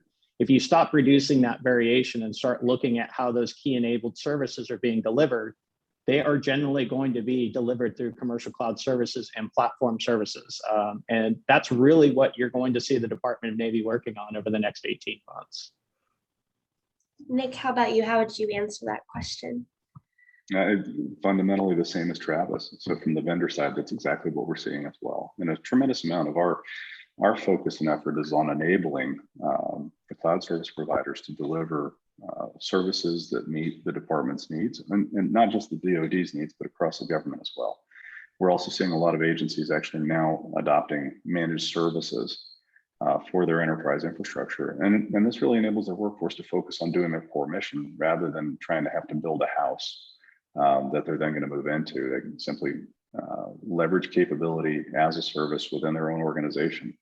The contracts are being structured to enable that. And what this does is it fundamentally transitions the nature of the workforce and what the workforce is doing from maintaining service infrastructure to simply consuming it. And that enables a focus on mission accomplishment, service delivery to constituents and customers within the organization. We've seen this happen at the Department of Treasury, obviously Homeland, Department of Defense, across the DOJ. And our job as manufacturers and vendors of enterprise data service infrastructure is to create that seamless mobility and capability for data to move across platforms to help facilitate or avoid platform lock-in and technology debt. So these are our challenges today, and they're not challenges. We're very specifically structured to be an enterprise data service company. So what we're seeing is just the widespread adoption of hyperscale, not hyperconverged, but hyperscale computing. And the DoD, as one of the largest data organizations in the world, is starting to leverage this in earnest. But we're also seeing it at other large organizations within the federal government as well. And that's a trend that's going to continue. Both technology forces and market forces are really driving it. Great answers. All right, so let's put up our last poll question. I believe this is a three-parter. First part of the poll: do you need high-speed data availability for analytics and AI workflows? You can answer yes, no, or you don't know. Part two: are you managing significant amounts of user and machine operated data? Answers include yes, no, or I don't know. And part three: do you have workloads that require real-time, on-premise, low latency processing, or do you have data retention requirements? Yes, no, or don't know. Well, we can answer the first one for them. Nick, Travis, do you need high-speed data availability for analytics and AI workflows? How would you respond? Yes. Yes. Absolutely. And the reason why we have the data is so that we can derive meaning and value from it in order to make informed decisions that reduce risk and increase opportunities of success. Getting to the left of the bang or making smart policies based off of the best available data requires incredibly high velocity access and low latency access to data. The other thing about AI platforms is they are extremely diverse. You have thousands, tens of thousands of processes running simultaneously against divergent components of data in your data corpus. You have to be able to serve those all simultaneously, or you just really never get anywhere. It's like repeating kindergarten 14,000 times. So in order for AIs to get smarter, not only is more data important, but high volume, high velocity, low latency access to that data is crucial. I'll probably get myself in trouble on this one. But absolutely, we need data availability and we need that for analytics. I think that the challenge that I've seen is what do the executives do and what do the decision makers do with that data? I think that what we've kind of realized over the course of the last 18 months is we have a significant amount of data. We can present that data. You can help folks start to realize the richness of the data, but what are the decisions being made with it? I think that there's a whole C2 element in an operation that absolutely it's important for critical of the warfighter and doing that support. But on the business side as well, what decisions are you making with that data, or is the time and effort to revisualize that data or support that data retention worth the effort? I think we're kind of at a point where it's really helping leadership understand what is the value of the data and what is the data, or what are the decisions that could and should be made from that data. Mm-hmm. Great responses. So we talked about the future of cloud and data in the federal government. The last question I have for you guys is, what IT innovation and technology will help us get there? What are your insights into that? You want to take this one? Why don't you go first, Nick? Okay. So, what we're seeing, thank you. We've seen some tremendous shifts in everything in the technology space in the last 10 years. The amount of compute available, the improvement in networking bandwidth, the improvement in data service infrastructure to keep up with the ability to move and analyze larger quantities of data. And just the sheer profusion of sensors all the way out at the edge of the network, and then the connectivity between the edge and the core is improving dramatically. Now, to Travis's point, we have a lot of data, and data is the new oil, but like oil, it needs a refinery in order to deliver useful products. So you go from data to information to intelligence to knowledge across the continuum of data. And what we're getting now is to the point where we're able to translate or refine data into useful information faster and faster, but in more accessible ways. And a lot of this has been, in my opinion and experience, has been informed by the evolution of consumer devices. It's incredibly easy to use an iPhone, or any smartphone for that matter. It's incredibly easy to play video games, but translating those concepts of how you can manipulate and gain insight from huge bodies of data to make smart, timely, relevant, and accurate decisions is tremendously improving, and is really the focus of CI/CD pipelines and DevSecOps. How do I enable people to make smart decisions with what we know? And also the ability, therefore, to search across larger and larger and older segments of data, so that we can see how situations have evolved over time. So I believe that the focus that we're seeing is really on how do we make data relevant and useful to everybody, from the soldier, sailor, airman, and Marine to, as Travis said, the people who do the support operations, to acquisition, to legal, and all the rest of the functions that pertain to what the government has to do. And all of it's going to drive policy, and all of it's going to drive outcomes for the organizations and for constituents. So we're going to see an evolution from being a data-driven entity to being an outcomes, information, and knowledge-driven government. And the technology is going to facilitate that. I think I see it in two parts, and kind of dovetailing on what Nick was talking about. The first part is getting the technology and being able to create strong industry relationships, and getting that technology into developers' hands, and changing the way that we deal with our industry teammates from a DoD perspective or Department of Navy perspective. We really have to change that paradigm of how we use sandboxes and how we develop core technologies and capabilities to look at some of the challenges. I think OTAs were a great start, but I think that we really need to get into a model of how we can let some of the really smart people get access to these technologies. The Air Force uses the term citizen developer, but I think it's much bigger of that development access, because the relationship that we have with our services contracts, we need to be able to get them, as we're paying large amounts of money to have developers and engineers that don't have access to these tools. So we need to create those opportunities to get access to those tools. But I also think the second part is really trying to decide, from a talent management and human capital strategy, what is it that we want to do from Department of Navy in this case.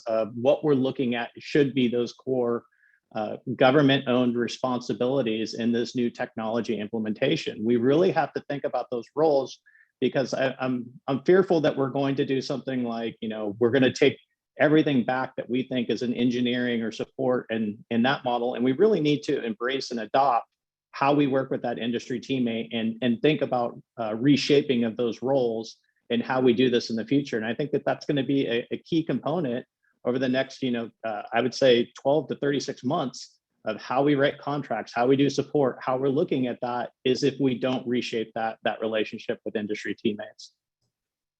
Yeah, absolutely. Well, fantastic insights. Before we finish today, I want to open it up to you two, though. What is it that you want to leave our audience with as a takeaway, your closing statement here? And Nick, we'll start with you. Okay. So I think fundamentally, we need to continue to focus on the data and what we want data to do for us, and then pursue data strategies and the infrastructure necessary to support that. At the end of the day, the most important asset in a data center is the data. So do we have technologies that enable us to leverage it, to protect it? As Travis said, to sandbox it. How agile are our data services that help us operate effectively?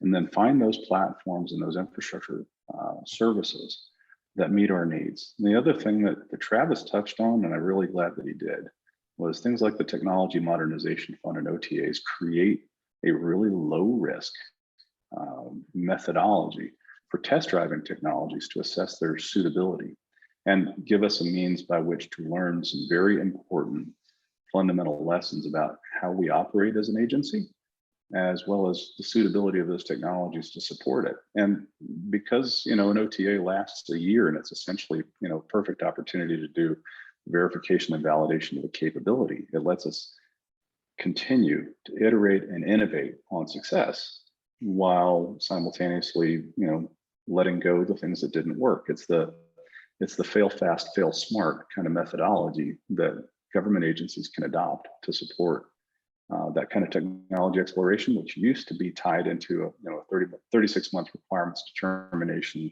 and acquisition process, by which time you're already working with some of your capability concepts and your technologies may be obsolete by the time they finally get into your organization. So I'm excited to see this continual pioneering and adoption of commercial technologies and practices, but tailored in a government fashion that enables the government to actually be agile and innovative at reduced risk and better cost efficiency. Travis, go ahead. I think my closing remark would be about collaboration. I touched on it on the industry teammates and relationship, but I also think it's within the Department of Defense. I think that we continue to learn and modernize and innovate from each other. I think partnerships that we have in Navy with ECMA and what they were doing for the Army, relationship with MilCloud 2.0, and some of the things, Platform One, Nick Shalane and those folks, Sharon Wood. I can name quite a few, but I think it's also a strong relationship with the industry teammates, and that's really where we're trying to spend some time and effort, is to learn more and to get better feedback on how we should write our requirements, how we should interact and do RFIs. So I think that the big thing is about how we can better collaborate to implement this technology insertion and modernize these efforts. But this is also a part of us being able to help identify where we're strategically going, which I think we'll look for those opportunities through some of our quarterly engagements. But I think the big message in the Department of Navy is looking at that collaboration and how we can use those partnerships to help us modernize. That's fantastic. Thank you both so much for being here for this panel discussion today. And I want to thank again our partners over at Lumen, Aquia, REI Systems, Aqua, HashiCorp, Armis, and Pure Storage for partnering with us. Fantastic keynote at the beginning with Paul Puckett, and all of our panelists, as well as you all at home with your questions. They've been really informative today. So thank you again, and we hope to see you at our next event, which is posted up on the screen right now. So go register. Hope everyone has a great rest of their week. Until next time, take care. Thank you. Thanks.